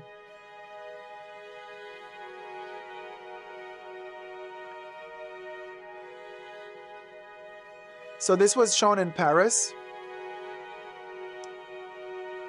There are references to Austria. Vivienne loved Austria. Oh, there's a camera in the house. Asymmetry, typical for Andreas Kronthaler. This is, oh, I've been to this place. I've watched another Vivienne Westwood show in here, I think. This is very Vivienne. But you guys, don't forget, you know, Andreas Kronthaler, he has been her husband for decades, since the 90s. He was her student first from Vienna. And then she took him up and he started working with her very soon after that. And he took over the gold label. So this used to be gold label. Now it's called Andreas Kronthaler for Vivienne Westwood. And I always like these collections. It's, oh my God, look at that Chanel bag. Oh, he's coming for you, Chanel. It's not a Chanel bag, obviously, but it's giving Chanel. I love the oversized ties. That is funny. It has been done before though, but okay. Oh, the pants are beautiful. The coat is lovely. That's a Cattrall shirt. I have a couple of those from Vivienne, and she does a 3-button, 2-button, single-button Cattrall shirt. The pants are lovely, so luscious. Unfortunately, they end up not producing most of the collection. Usually, a lot of them are just runway pieces for the Andreas Kronthaler gold label. Unfortunately, oh, those hats are beautiful. Love the shoes, by the way. Hat on hat, cute. It is referencing Vivienne's archives quite nicely, while at the same time implementing Andreas's own aesthetic. He is becoming more toned down, though. The more he advances from Vivienne's... Oh! Did I see a bulge? Yeah, okay, it's a dude. Well, we don't know. But I love the combo. Love that Minnie Mouse heel on him. That looks so gorgeous. The pants are all over the place, but I love the contrast of the pants with the black coat. Oh, Anya, thank you so much. Anya says, I like the music. Thank you. It's a nice hoodie, like a parachute material hooded coat or jacket. This looks, it's not leather. I think this is some synthetic material or coated. Oh, I don't know, maybe it's pleather, maybe it's leather. The ties are hysterical, especially with these beautiful contrasting colors and that red. Now, this is a fall-winter collection. We've seen so many shows this season, fall-winter 25, and they were showcasing summer pieces. Just to name one, the Givenchy collection we reviewed yesterday looked like a spring-summer collection. This is a fall-winter collection. We have the tartans, the tweeds, the wools, the trench coats, the coats. It has gravitas, it has heft, it has the weight. Says I, while I review a woman walking in a miniskirt. But not all of them have a miniskirt. You see? Look at the knitwear. It's wintry. Oh, this is a nice combination. This is from her sex era. Yeah, the chaos earring is really cool. I like the juxtaposition of the sheer with the big boots that are not sheer. It's, oh, look at us. We're going snowboarding, or whatever it's called. I love the hair on this. This is classic Vivienne. Classic Vivienne. Man, I miss her. This kind of makes me sad because obviously she worked, I love the bag. She worked with Andreas for so many decades. They were married. So he is carrying her legacy forth. But because they spent so much time together, because they loved each other, there's no way that you can not see her in his work. And so it makes me sad because I see her in this work, you know, but she's missing. Something special is missing. Her touch is missing. And I kind of feel it in this collection that she's missing.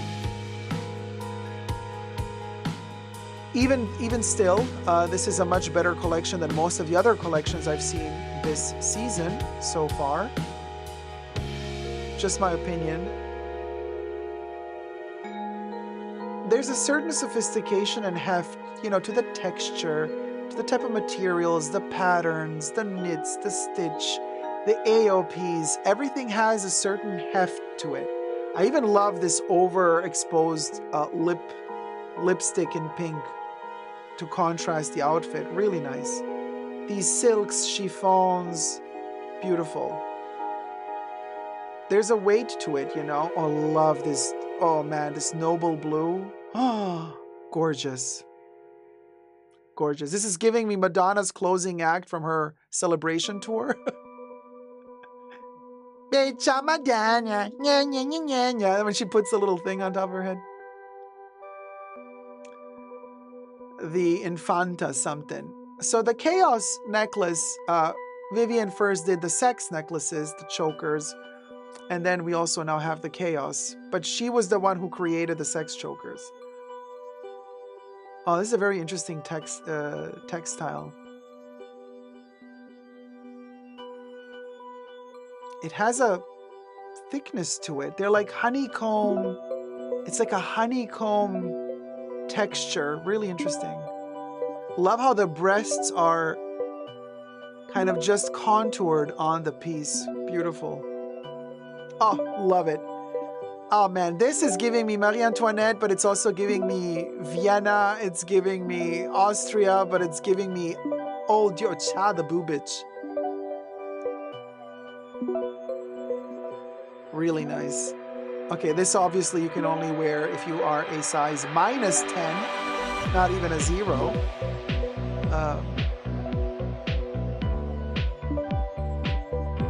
Oh, lovely earrings with this.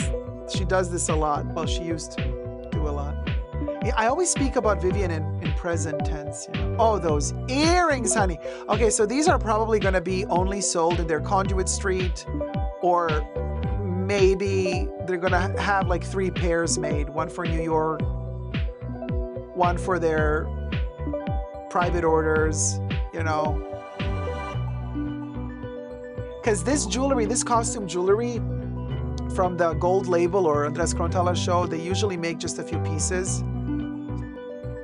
They don't mass produce these.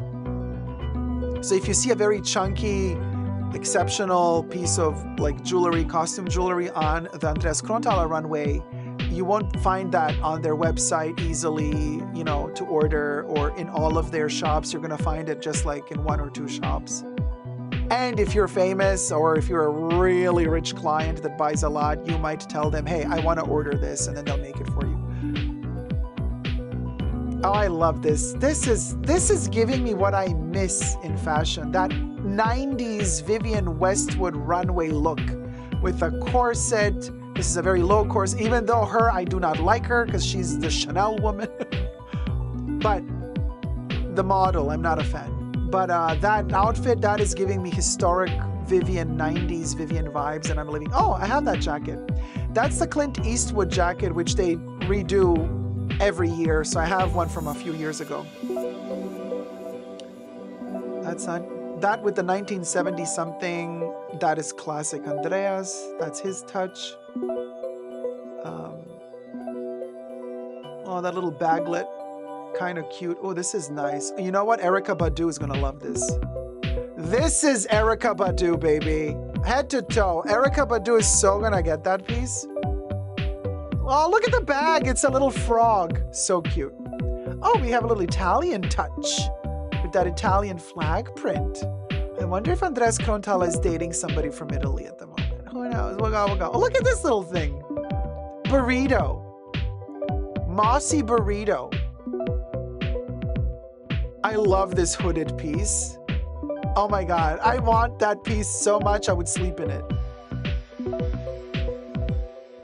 Now we're going into the hippie era. But then in the back, it's also modern, very interesting.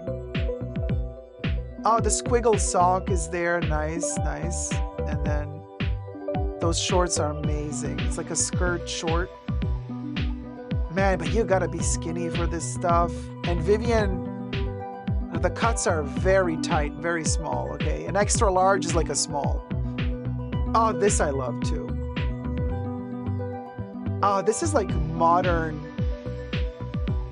day Marie Antoinette, you know? Look at that. Love it. And it's also I could see Madonna wearing that if the implants go. Alleged implants in the butt. Okay. Allegedly. Love the texture of this knitwear. Tarsia. Print, my God, so much going on with the textiles. Beautiful. It's not that easy, you guys, to layer so many different textures, textiles, patterns, putting them together. That's a lot of work. And because it is a lot of work, a lot of fashion houses don't do it because it's not easy to do. And Andreas really perfected that. Beautiful. I also love this piece. Really lovely. See that game that he plays with what is sheer, what is transparent, what is not transparent. The cotton is mixed with, well, in this case, I don't know if this is synthetic or if this is a silk tulle. Really beautiful. It's like an oversized shirt turned into a skirt, a dress. Such a pity that the brand is in so much trouble. You know, they're fighting. All of them are fighting with each other. Allegedly, you know. Well, allegedly. We read the articles a couple of months ago that Vivienne's a granddaughter who inherited part of the company and was appointed as the director of the Vivienne Foundation. She cut ties with the Vivienne Westwood brand because she was fighting with the owner, Carlo, for the rights of her grandmother's clothes not being used with permission for collaborations and designs within the company, and part of the profits she wants to be given to charity, to the Vivienne Foundation as well. So there's a lot of escandalo going on in that company. It's so sad, breaks my heart, but that's where we're at, you know. Given the circumstances, I think Andreas did, you know, given the pressure and given whatever he's going through, I think he did a solid job, all things considered. Some pieces are more solid, strong in this collection. Other pieces are a little bit more loosey-goosey. Some pieces give the impression of being slightly unfinished. Some feel perfect. But then again, it's okay. I mean, you don't have to buy the total look. You can buy individual pieces. You can, you know. Oh my God, the shoes with the tinsel. The mini shoe covered up with that loofah sponge tinsel vibe. Love it. In blue, royal blue. Love the royal blue. Look how it shines. Gorgeous. The shoulders, amazing. Referencing the Renaissance. Beautiful. Also Middle Ages. Andres Krontala is a big fan of master painters and art.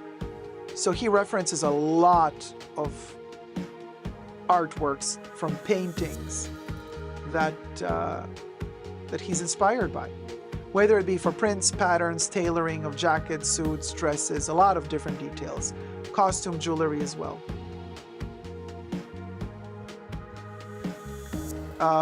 While I was interviewing Vivienne Westwood for Patrick's and my movie, Art Lovers Unite, we were talking about, with Vivienne, that's Andres Kronthaler. Oh, look at him wearing his little heels. Okay, Queen. He wants to look younger. There was a phase after Vivienne passed away, he was like going completely gray. His hair was going gray. Beard grew out gray. Look, he colored his hair black again. Shaved the beard. He wants to look young. Okay, I see what you're doing. He's in his 60s. He looks great for his age, by the way. Okay, he's a zaddy. Now, so Vivienne, so we were standing in front of a Velázquez painting, and the character was wearing these jewelry, these pearl earrings, the painted character, these little drop earrings, these little pearl drop earrings. And Vivienne did not like to talk about her work that much. She was fully an activist, preserving the climate, saving the world. She did not want to waste time talking about her fashion business. She hated that. So it was really, for me, important to find moments while I was talking to her and we were walking through this museum talking about art. I always try to find ways to gently sneak in a question about her fashion. And I managed to sneak in while she was talking about the Velázquez. And she said, "Oh, look how beautiful those earrings, that pearl drop. He just puts a little dot of white color on them to make them pop and make them look three-dimensional." And I said something to the effect, "Vivienne, this is also, I know that you also like drop earrings. I've seen this in your work." And then she says, "Oh, yeah, these earrings." She says, "Yes, I would get inspired by little details like this." And she said something to the effect, "Many years ago, I brought these hanging drop pearl earrings into my collection when nobody was doing them. And then like after they were on the runway, next season, everybody was doing them. But I don't want to talk about that. I don't want to talk about that. Let's go back to the art." So she threw the shade and then came back to talk about, oh my gosh, she was delicious. She was the queen of shade. Man, I miss her. So Maggie, art lovers unite. Given the current state of the world, it's a little bit difficult, but we are working really hard to bring Art Lovers Unite to the United States and to have a premiere. Because Art Lovers Unite has never been shown officially in the US. It had its world premiere in Australia at the International Documentary Film Festival in Australia. It had its European premiere at the in Barcelona, or if we're going to switch from English accent to Spanish, in Barcelona, Empanada, at the Dart Film Festival. That's where the European premiere was. And then during the Berlin Film Festival, it was out of the festival, but during the film festival period, the premiere in Germany, in Berlin. And it has also had its premiere in Vienna. So Austria has also received its premiere of Art Lovers Unite, but America not yet. America not yet. It hasn't been on TV, no. No. And the US premiere will be in cinemas, so it's not going to be like DVD, streaming. We want to keep it real. We want the people to come into the cinema to sit together as a community to watch this.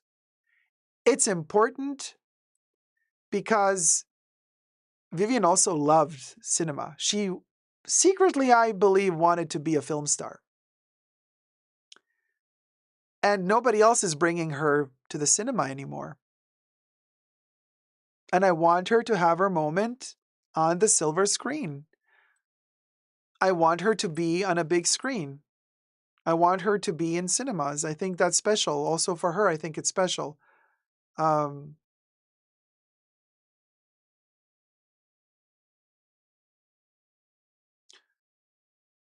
Thomas, nobody put it on YouTube against my wishes, no. Thomas says, "I have seen it. Did someone steal it and put it on YouTube against your wishes and then take it down? How did I see it?" No, maybe you watched the other Vivienne Westwood documentary by Lorna Tucker, Vivienne Westwood Punk something.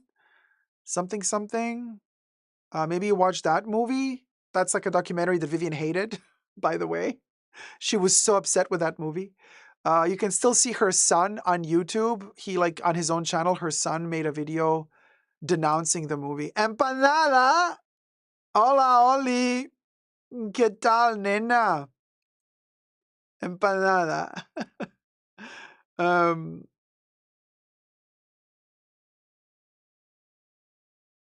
Well, Thomas, maybe you watched the trailer. The trailer is like 1.5 minutes long. The trailer is visible on YouTube. You can see the trailer and you see us walk through the museum in the trailer, but not the full movie. Hi, Kiara. How's it going? And also, when we send out a screener to a film festival, it usually has a watermark on it, so we would know who stole it.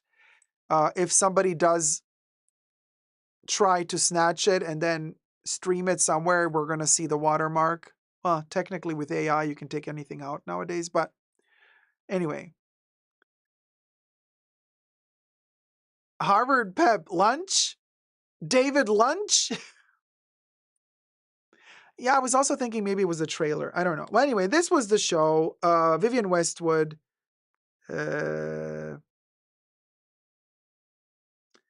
Andres Kronthaler for Vivienne Westwood, Fall Winter 2025.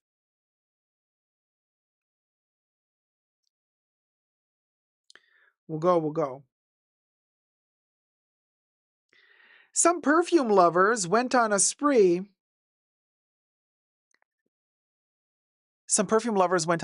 But surprise, surprise, they were not buying the perfumes. I have a story for you about yet another tidbit of thievery. Can you believe? And that would be here. 3 suspects stole $190,000 in Ulta in luxury fragrances, as per the Fairfax police. Purple Butterfly says Dacob's Chanel is like a crime report now. I think you meant to spell channel. Well, Purple Butterfly, let me put it this way. My channel always reflects the times we live in. If in this period I'm reporting a lot about crime and thievery of luxury, it's because times are tough and people resort to a lot of different things. Connect the dots is what I say. When and if a better time comes for us as a society, then there will be less reporting about crime. 3 suspects stole $190,000 in Ulta luxury fragrances. As per Fairfax police, 3 suspects smashed glass cases to steal more than $190,000 in luxury fragrances from Ulta stores in the DMV, Fairfax police said. Corey said, I'm selling my plasma next week. That's how things are. I'm telling you, we're keeping it real. Armed with hammers. Do we have a picture? We don't. Armed with hammers to break into glass display cases at Ulta stores across the DMV, 3 suspects face multiple felony charges for stealing more than $190,000 in luxury fragrances. Since last August, the suspects have stolen fragrances from Ulta beauty stores in Fairfax County, the city of Fairfax, and Prince William County in Virginia, as well as stores in Anne Arundel and Montgomery counties in Maryland, according to Fairfax County Police. The suspects were arrested Monday at Annapolis Harbor Center with more charges expected, and the total value of items stolen is to increase as police continue to investigate. They say that these criminals, and this is reported by Patch.com, these criminals come in with masks, with gloves, armed with heavy-duty hammers, and smash out these display cases before they take what they intended to take and take off. Okay? Chief Kevin Davis said at a news conference Friday, a lot of people are victimized by these types of crimes. It's not a property crime. It's not a victimless crime. And I'm proud to say that the members of the Southern District Platoon Team 3 were able to respond to Annapolis Mall. Interesting that the conversation here is about $190,000 worth of perfumes. Can we assess the situation for a second and try to figure out how many perfumes do you have to steal to get to $190,000 worth? That's a lot of perfumes. And I have questions. Are we talking retail prices or are we talking wholesale price? Like, are we talking the damage to Ulta or are we talking that would have been the retail price? Because wholesale price is lower than retail. And Angie Unboxing says it's heavy too. Yeah. Try stealing so many perfume bottles in glass. That's heavy. That's very heavy. Debbie says Chanel and Dior. Yeah, Chanel and Dior, but other perfumes cost even more, you know? Corey says, this is so stinking sad. It's not worth it. It's just not. I get that things are hard. I wasn't joking about the plasma, but one's integrity can't be bought. Chances are it wasn't for their rent. Yeah.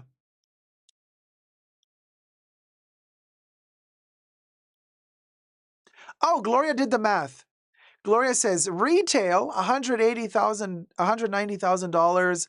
That's 380 bottles of 200 milliliter Les Exclusives. Really? That only 380 bottles is $190,000? That's before tax, right? Oh my God.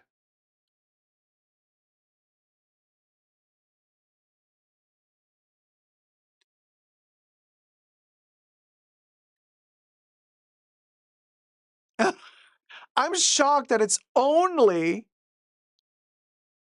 No, they're $540 now, Gloria. They're $540 a bottle. These are $540, not $550, $540, $540. I know, Kev. Kev's like, Dacob secretly calculating how much he spent on Chanel over the past few years. I'm having a Carrie Bradshaw moment when she was shopping for shoes with Miranda. Miranda was pregnant. She pulled her finger. Miranda farted. And no, she pulled her own finger, farted, and then Miranda said, I'm pulling my own finger now. And then Carrie Bradshaw said, okay, well, why can't I afford an apartment? Because like she was being kicked out of the apartment unless she doesn't buy the apartment. And then Miranda said, well, how much did you spend on shoes? She's like, well, these shoes are $400. So I bought, I don't know how many thousand pairs in all these years. So that adds up to be 4,000. And Miranda's like, no, that adds up to be $40,000. And then Carrie Bradshaw has a heart attack. That's me right now. That's me right now having a heart attack thinking about all You know what? No. All the money spent on Chanel perfumes for me is not money lost. It's happiness gained, okay? Love it. So there you go. So there's that. That was a little tidbit of information for y'all.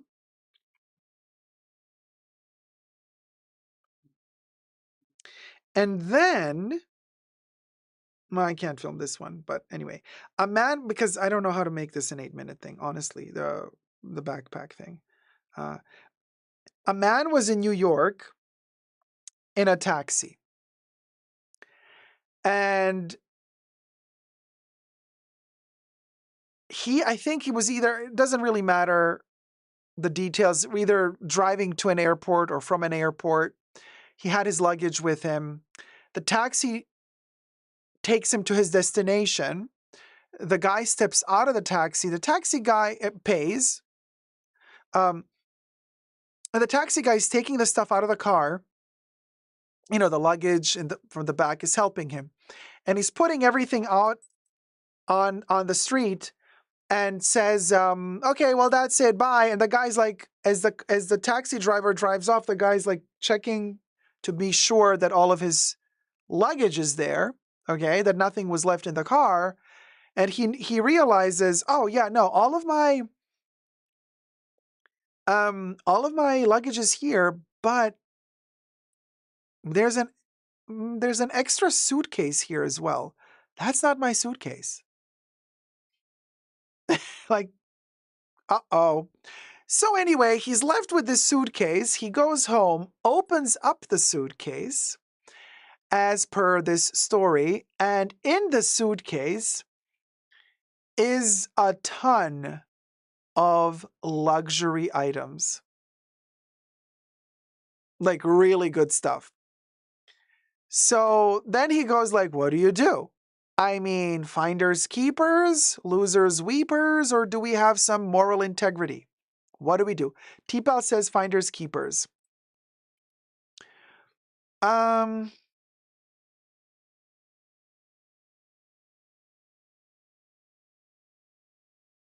Fashion file, here we come, says Kev.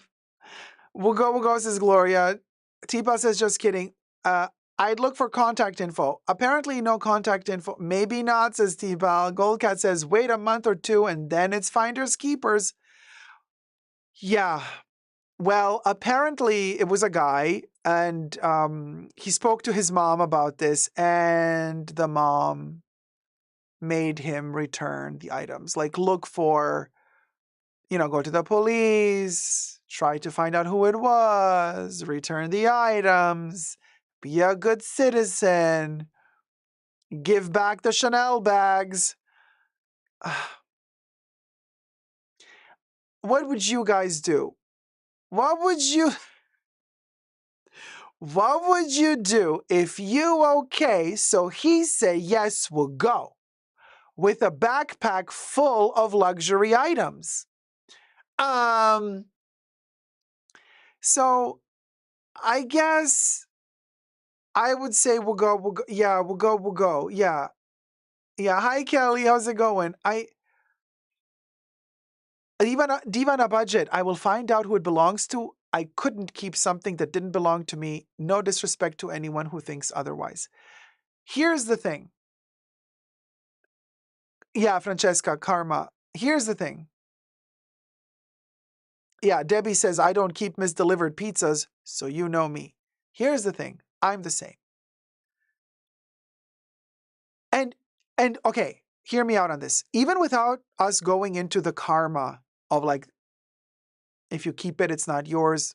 Just even if we don't go into that, I believe that objects collect energy from their owner.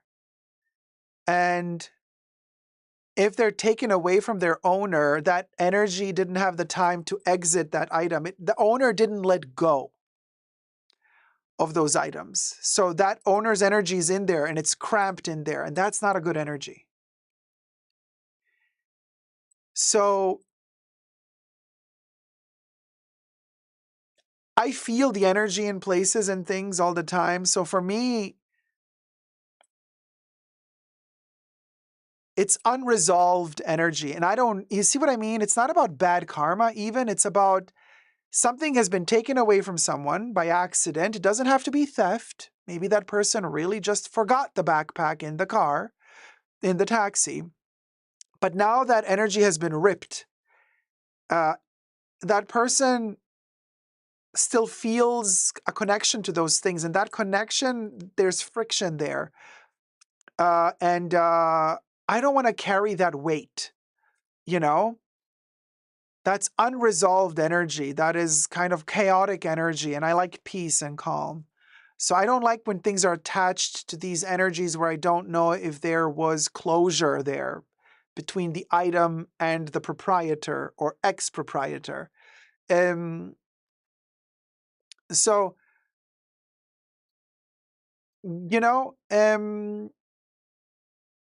so Thomas says, I don't know if police or municipal lost and found will search to see if found items are stolen. Yeah, there's the whole legal aspect of all of that. And then technically in some counties and in some states and in some countries, if you do find a wallet with somebody's money in it or an object that a person lost, depending on certain states' laws, you might be entitled to a compensation if you want it. So there's that as well. And then there's the whole law of if something is gone for longer than several amount of months, then finders keepers or whatever. But still, forget about the law for a second. I'm thinking on a higher level, cosmic energy level. I don't like the unresolved energy. that items have if their owner no longer is in possession of them, but the owner did not want to let them go. They were either lost or stolen, taken away from the person. So, yeah, for me, it's just kind of bad zhuzh. Not necessarily bad karma, per se, because saying bad karma, it's usually like threatening somebody of hell, you know, like people, Christians and stuff. Like, if you do bad things, you're going to end up in hell. Now, this is different. This is not about bad karma. This is just about a different way of thinking about things. Not like, oh, you're going to get punished if you keep this. No, this is not about you being punished. It's about literally somebody else's energy being there. I don't want to deal with their energy. You know what I mean? I got enough shit on my own to deal with. You know what I mean? So, yeah,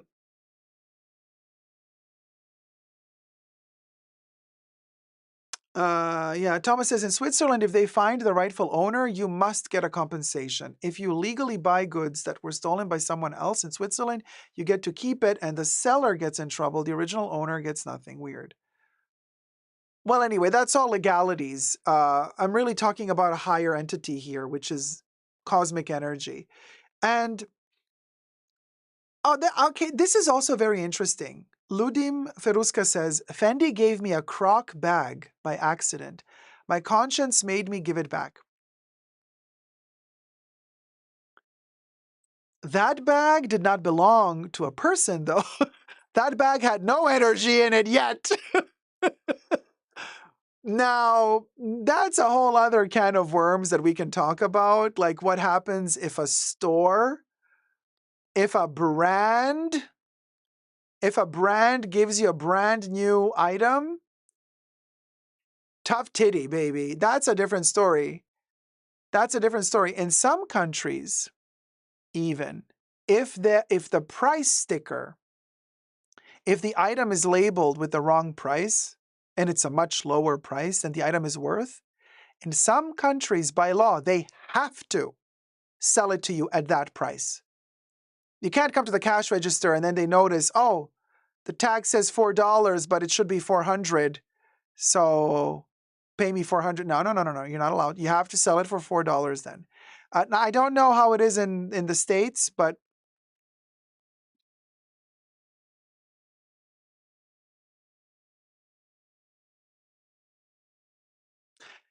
also, to be perfectly honest with you, when a store, when a brand gives you something like that by accident, usually it's the brand itself that then says, keep it, it's okay. You know what I mean? If they are really that elegant, they're going to say, it's our mistake. You can keep it. You can return it if you want to, but you can also keep it. You choose. You choose what to do. That's the that's the most elegant way to solve the issue. If you are the store.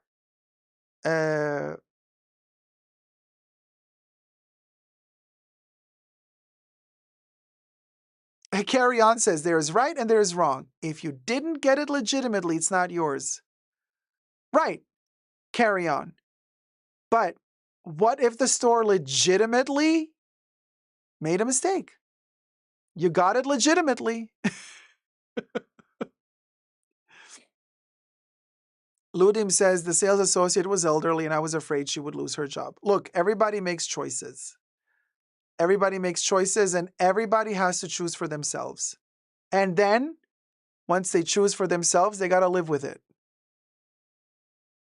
I don't know how to let her know that she used my frame without asking, says Angie. So to this day, she's still using it on her desk, and I don't think it's giving her good energy. Oh,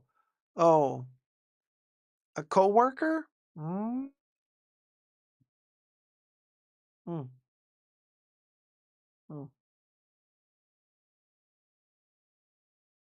Mm. Tricky. Jenny says, I return anything that's not mine. Gotta head to work. Have a lovely weekend. Bunker family. We'll catch rerun later. Whoop, whoop. Okay, Jenny, thank you so much, sweetie. William says, the sales associate was elderly. I read that one already. That's like when they don't scan the underside of of the grocery cart. Their loss, they account for those mistakes, says Beer. Maybe she should lose her job. I mean, cruel as it is, says Thomas. No, I don't think anybody should lose their job over a mistake like that. But at the same time, don't forget, you guys, stores also have insurance. So when things get stolen or lost, there's always some form of insurance that you can also rely on in these cases. It's not like there's absolutely no protection against any of this, especially if you are a big store.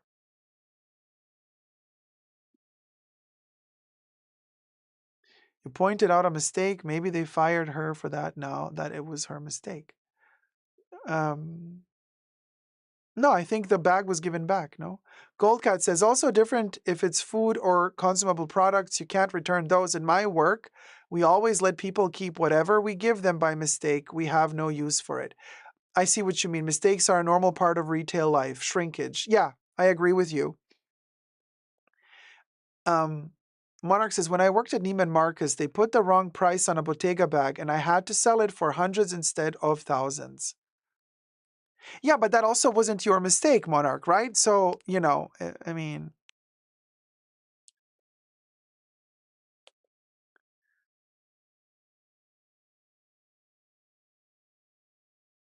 Oh, Thomas says, but they may not have noticed the missing bag for weeks or months. You bring it back and say that old lady sales clerk made this mistake. Well, you don't have to point out who made the mistake. You know what I mean? You could just say...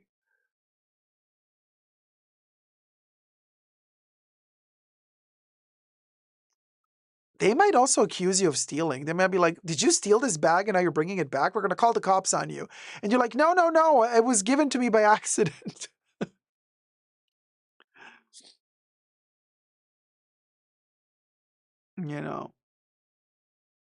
Angie says, yeah, grocery deliveries that are wrongly delivered, I just eat because I tried to return it first time. And of course, due to safety, they don't take it.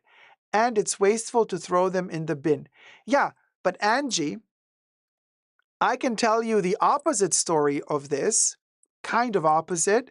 What happened to me, I bought bread, and it's one of those like compact breads that are like healthier, like full grain looking thin slices, like moist, and they're like kind of stacked on top of each other. And I bought it. Always when I buy stuff that can expire, I always check the expiry date. The bread was still within the freshness date, edibility date. I buy the bread, I go home, I open the bread, it's moldy in the center. So when you open the breads in the center, they're moldy because it was all humid and I guess some air came in and it molded, even though the package said the bread was still good for another 2 weeks or a week. So what do? The next day, I go back to the store with my bill and I tell them I would like to exchange this or my money back because I bought it yesterday and the bread is moldy. They're like, we can't take this back.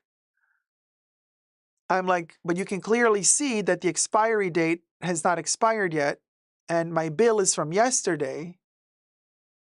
They're like, yeah, but we can't, like, you can't prove that that bread is from that bill. You could have bought this bread 2 weeks ago on another bill. At that point, I lost it. I was like, hold on a minute.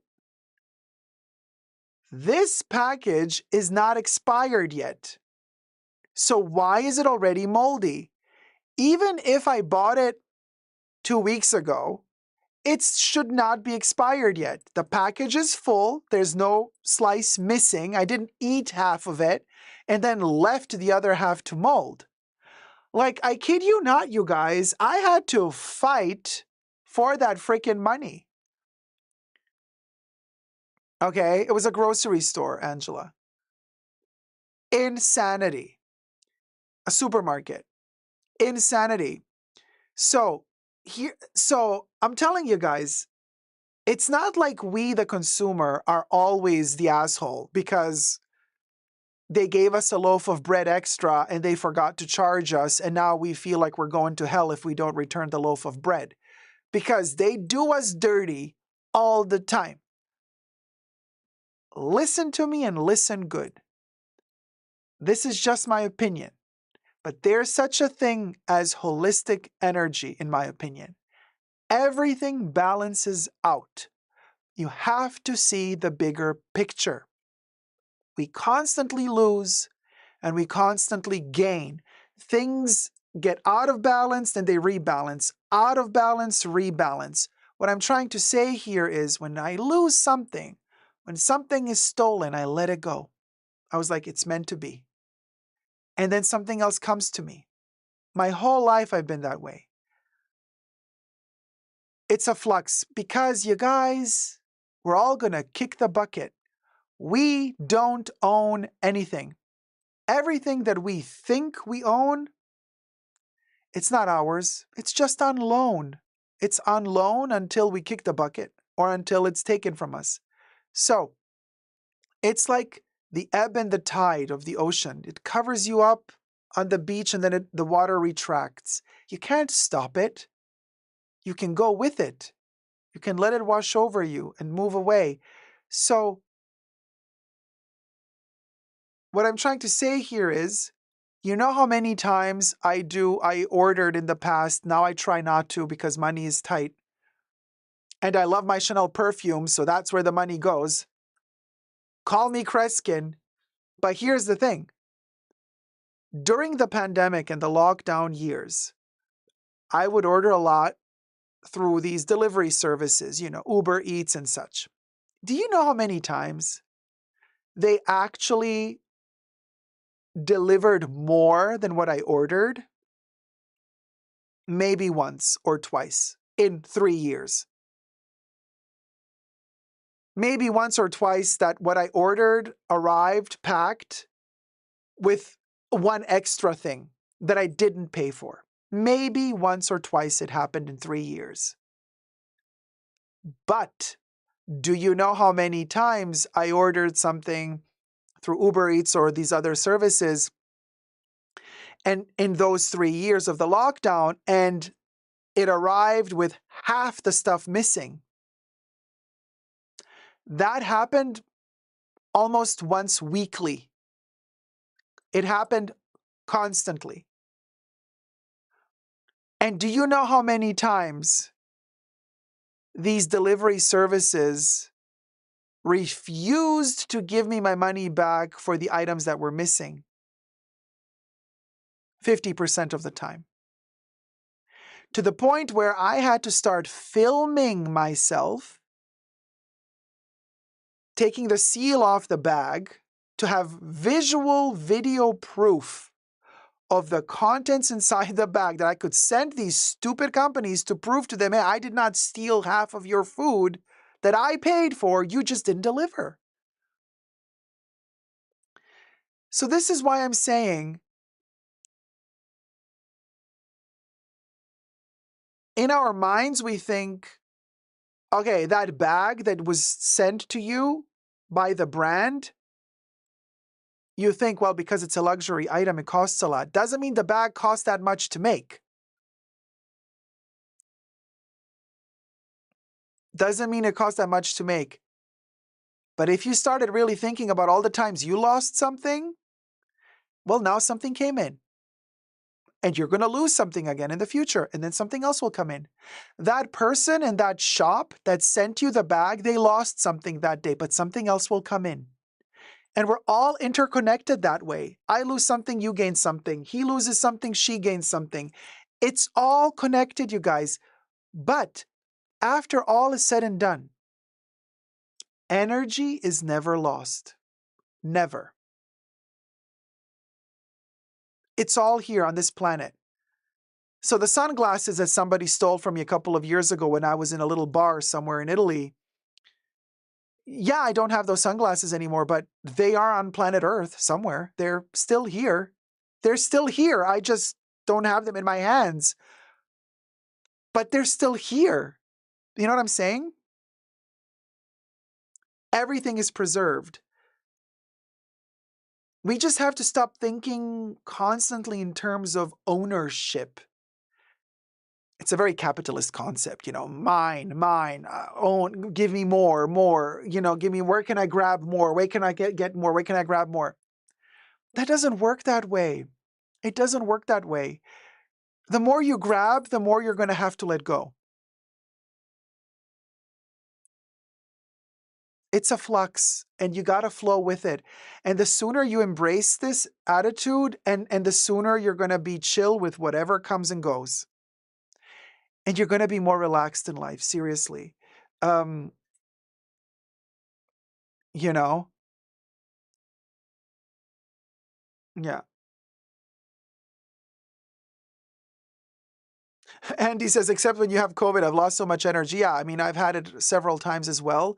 Yeah, I lost energy, but then I gained it as well. It comes and goes. You've had much more energy when you were younger. That's also part of life. We get older. All that energy we had when we were younger, we had it. Now it's time to let it go. And then something else comes and goes. Somebody else takes somebody else. With everything in life, that's the way it is. And I feel that it has made me appreciate much more whatever is in my life in that moment. So basically what I'm saying here is that I started connecting the biggest luxury out there, which is time. I started connecting time to the items that I love. I started connecting time to the people that I love. In other words, I don't value the item per se. And this is also one of the reasons why I hate saying, oh, this is such a great investment. Buy yourself a Birkin, great investment. I hate talking about that. I don't like when people do this. I really don't like when people do this. Because for me, nothing is forever in terms of our lifetime, because we are limited in time. Our lives are limited in time.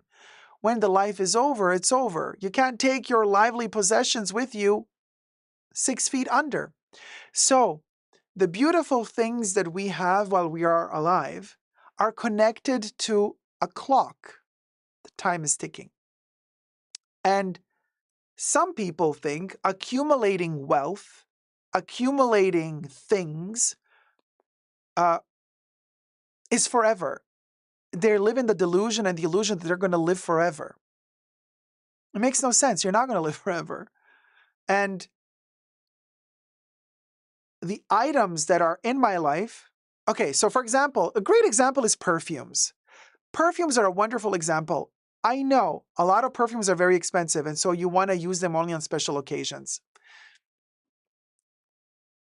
I've stopped thinking that way, and I'm like, what better and more special occasion than right now, when I'm alive, in this moment, to enjoy this perfume? Because the next moment is not a given. We have no certainty that we're going to be alive in the next moment. Absolutely none. But now we're alive, right now. So when I have an urge to spray an expensive that I have already in my collection, when I have this urge to spray a perfume, and I think to myself, but it's not a special occasion, I don't want to waste it. That is wrong. You're not wasting it. You're not wasting it because in that moment, that's all you got. You only have that moment. The next moment is not a given, so enjoy it. Things can be taken away from you. Things can be lost, okay? You might get lost. So in that respect, I've also started to appreciate much more what surrounds me. I have the tactile experience of things, reutilizing things, imbuing them with your energy. It's a great exchange. It's a beautiful experience. So, for example,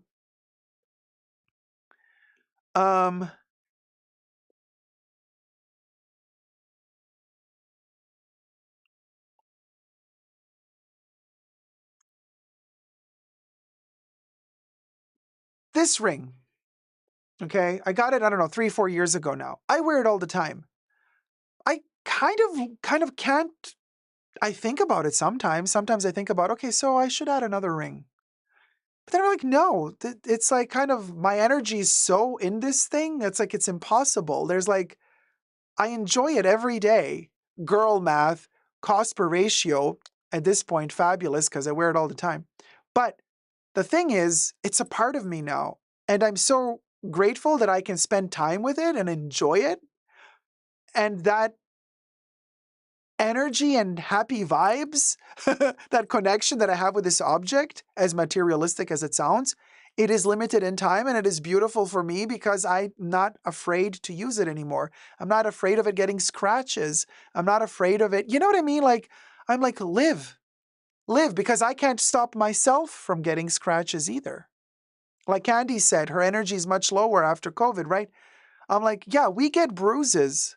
We get hurt. We get scars. We can't protect ourselves from aging, from decaying. We are obsessed with this eternal life. So we tend to transpose onto objects our desire to live forever by trying to preserve these objects in pristine condition so that we have the illusion that they will be preserved forever. Hence, we're projecting that we might be preserved forever. But we can't. And they can't either. Everything falls apart. Even diamonds, believe it or not. Even though it takes them longer, they can also fall apart. Hi, Ali Al-Saleh. Hello, everyone. Finally caught Lydia. Hi, sweetie. Welcome, welcome. Hi, Deborah C. Hi, Miss Roni. I just purchased a Mouage Love Delight and Bond number 9 Governor's Island this morning online. I'm living and loving it, love. Thank you. Congratulations. Angie Unboxing. Love the live. Oh, you're going to be back for the rewatch. Thank you, Angie. Thank you, thank you. Deborah says, and the reason the classical painters included a skull in the portrait symbolic of how transient our lives are. Period. Period. Angela says, there are more stars in the universe than there are grains of sand on Earth. Perspective is important. Moths eat sweaters. Robbers steal. And mosquitoes drink blood. While YouTube content creators try to sell you crap with a coupon code. So is life. I hope you've enjoyed today's show, you guys. It is time for us to tickle the pickle. Are you ready? This is your last chance to send in a tip if you wish to be added to the shrine. We're going to pick out one name, and that name, if you're still in the chat, gets to ask none other than Mr. Predicto a question about the future.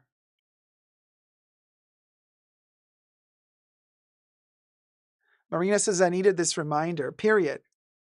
Whenever I see a YouTube with that cheap jewelry, I fast forward. I don't want that crap jewelry, says Miss Roni, right? Period.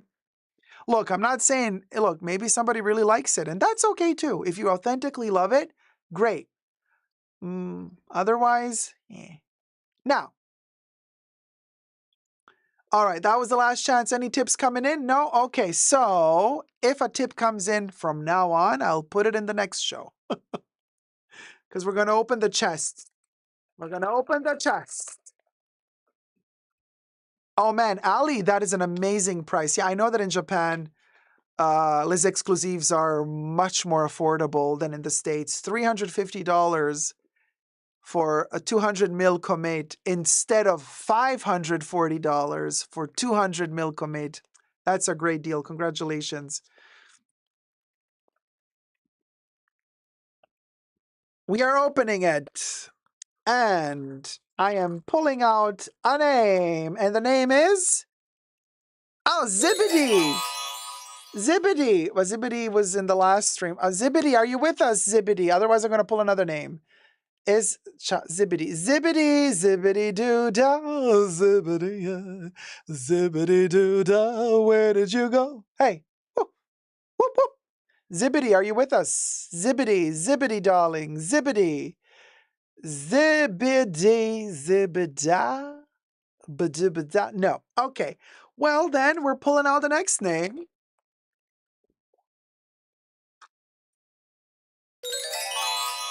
David Chavez. Are you with us, David?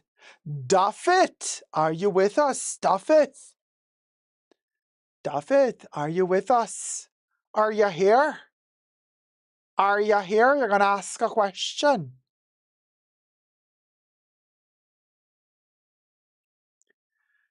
Duffett, Duffett, where art thou? Where art thou? No. Last chance for romance, David Chavez. No, okay. In other words, David left the chat. All right, next name. Ryan. Ryan? Ryan, are you with us? Are you with us, Ryan?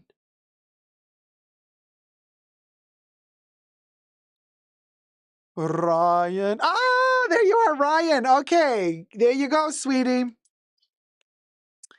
So, you can ask Mr. Predicto a question about the future. And it has to be a yes or no type of answer. Just be careful. Predicto is ruthless. So I'm warning you, if you want to ask a very serious question, don't be upset if Dicto says no, you know?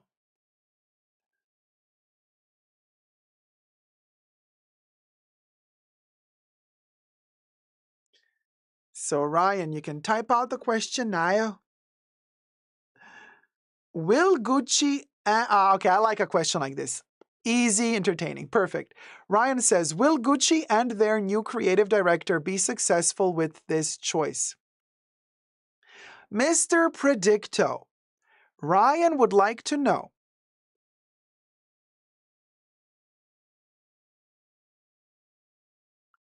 will Gucci be successful with Demna Gvasalia as its new creative/artistic director?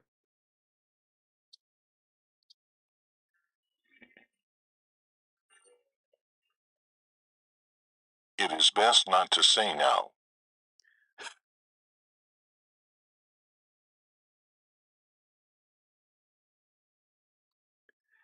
Dicto, I think we have to ask again because I want an answer.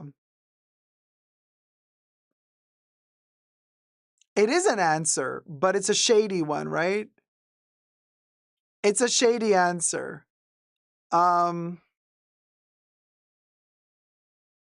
Should I force Dicto to answer again or should we leave it at that?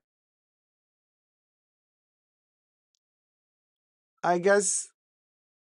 Did he say it is best to not say now or it is best not to ask now? Ryan says no. The shade was what I was expecting. Okay, perfect. Then you got exactly what she wanted. Oh my God, Kev says the Gucci stock dropped 23% since announcement. Oh, wait, I don't know. Wait, oh my God. Okay, let me try to be disappointed. Oh.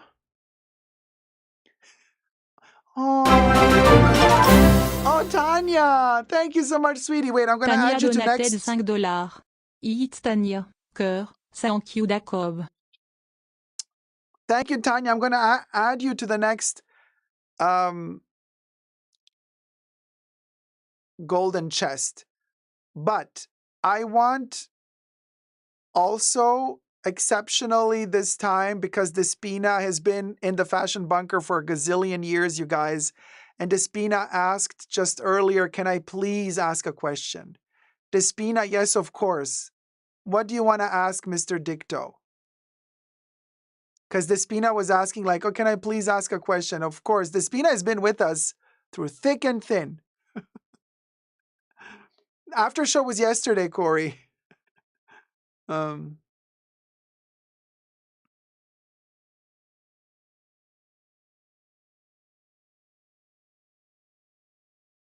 Yeah, Corey. She's like, damn it. Yeah, it was yesterday. We had the show yesterday, the after show yesterday, today the show. Girl, I've been working 48 hours now. Like, I need to rest. Yes, Despina has earned her question.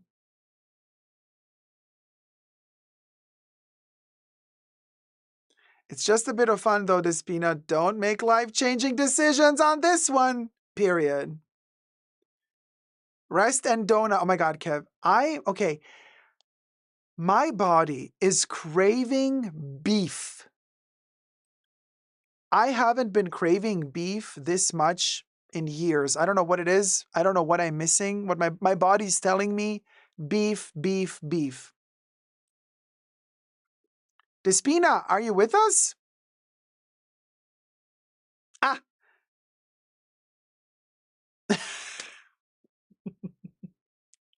That's a question. Oh my God, there you go. That's an after show type of question, but okay. Okay, so Despina would like to know, Mr. Predicto, will Mahora, Kev, and Nectarine Man meet in person?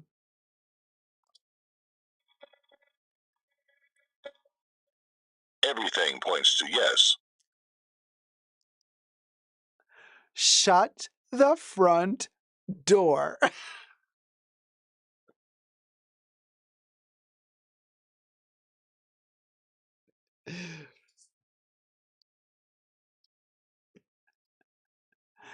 Everything points to yes.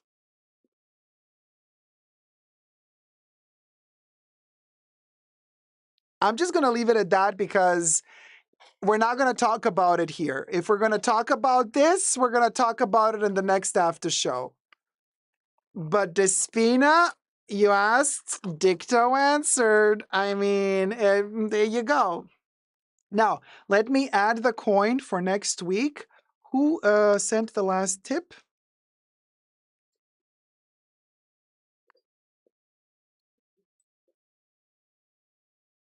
Sorry, guys, because somebody sent a tip after I opened the shrine. Ah, Tanya. All right, Tanya, sweetie, I am going to add you.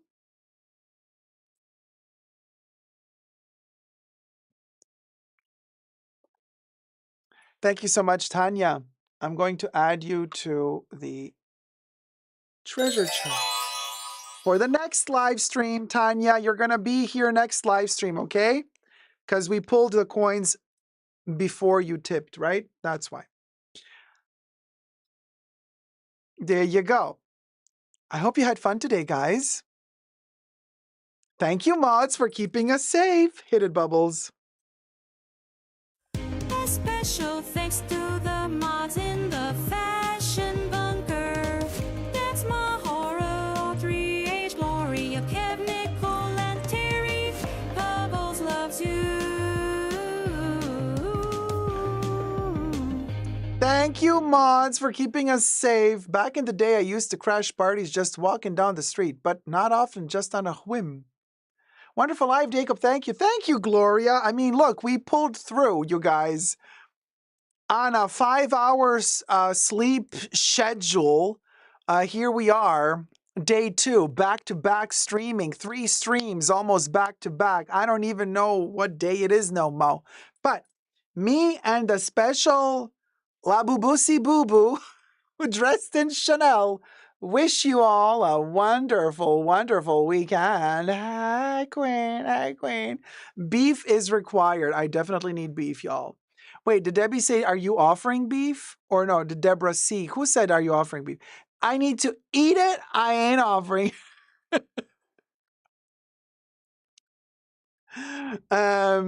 Gold Cat Studio says, this thank you, mods song gets stuck in my head at the randomest times. Thank you, mods.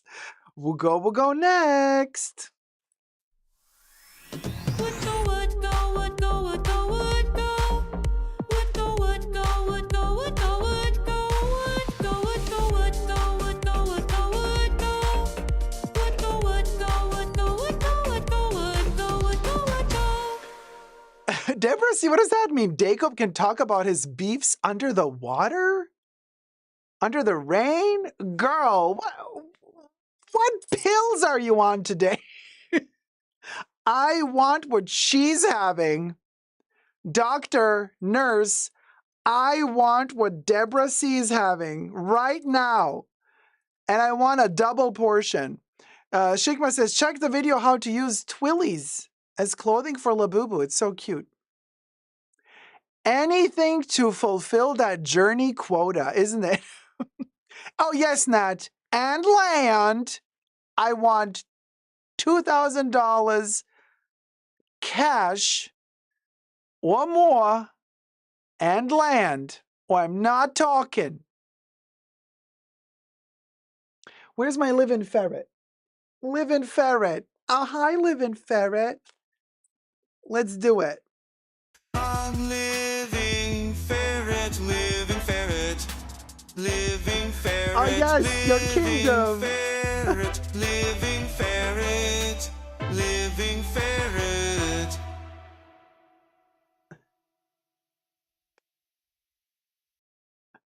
Okay, all right, Labubu, you're cute. You're cute. We know you're cute. We know you're cute. Okay, you're mighty cute. You might, yeah, okay. Where's the dying ferret? Oh, we got a pink dying ferret today. It's pink, it's fluffy, and it's dead.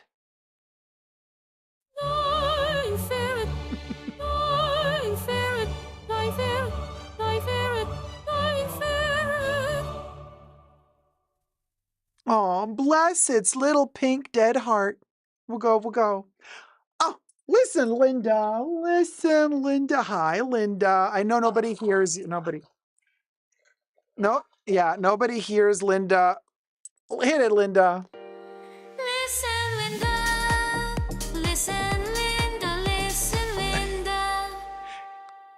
Yeah. Yeah. Linda pulled a Madonna. You're both quite Jurassic in your own way. You understand. Allegedly. What are we obsessed with? You know what? I'm obsessed with Labubu's new outfit. I don't care if you guys don't like it. I like it. And I think Labubu likes it. We are obsessed. I am obsessed. I am obsessed. I am obsessed. Oh. Coin, nothing? Man, it's stuck in there. It doesn't want to fall off. Good for you. Good for you, Laboob. And let's celebrate for all our Brits in the house. Aish in Primus. Let's celebrate the royals. Queen Camilla, here you go.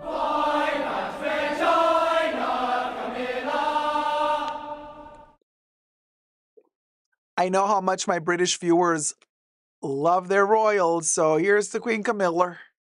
And the Chaliwada. Always spunky, always funky. Never gunky. Ooh, you're flying in space. Baby Yoda, it's you and Miss Piggy. Pigs in space. Cha.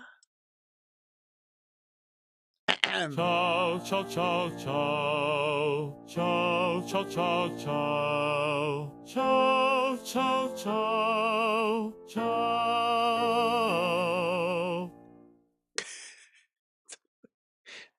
Baby Yoda, do not eat the Labubu. Always the same story. It's like the Muppet Show up in here. Yes, those are my little elves, my little helpers. They're all over the place. They're everywhere. And don't nibble on the Birkin. That was our show, ladies and gentlemen. I hope you had fun. Thumb up this live stream, subscribe, and until the next live stream, never forget to never give up on love. Have a wonderful weekend. Bye.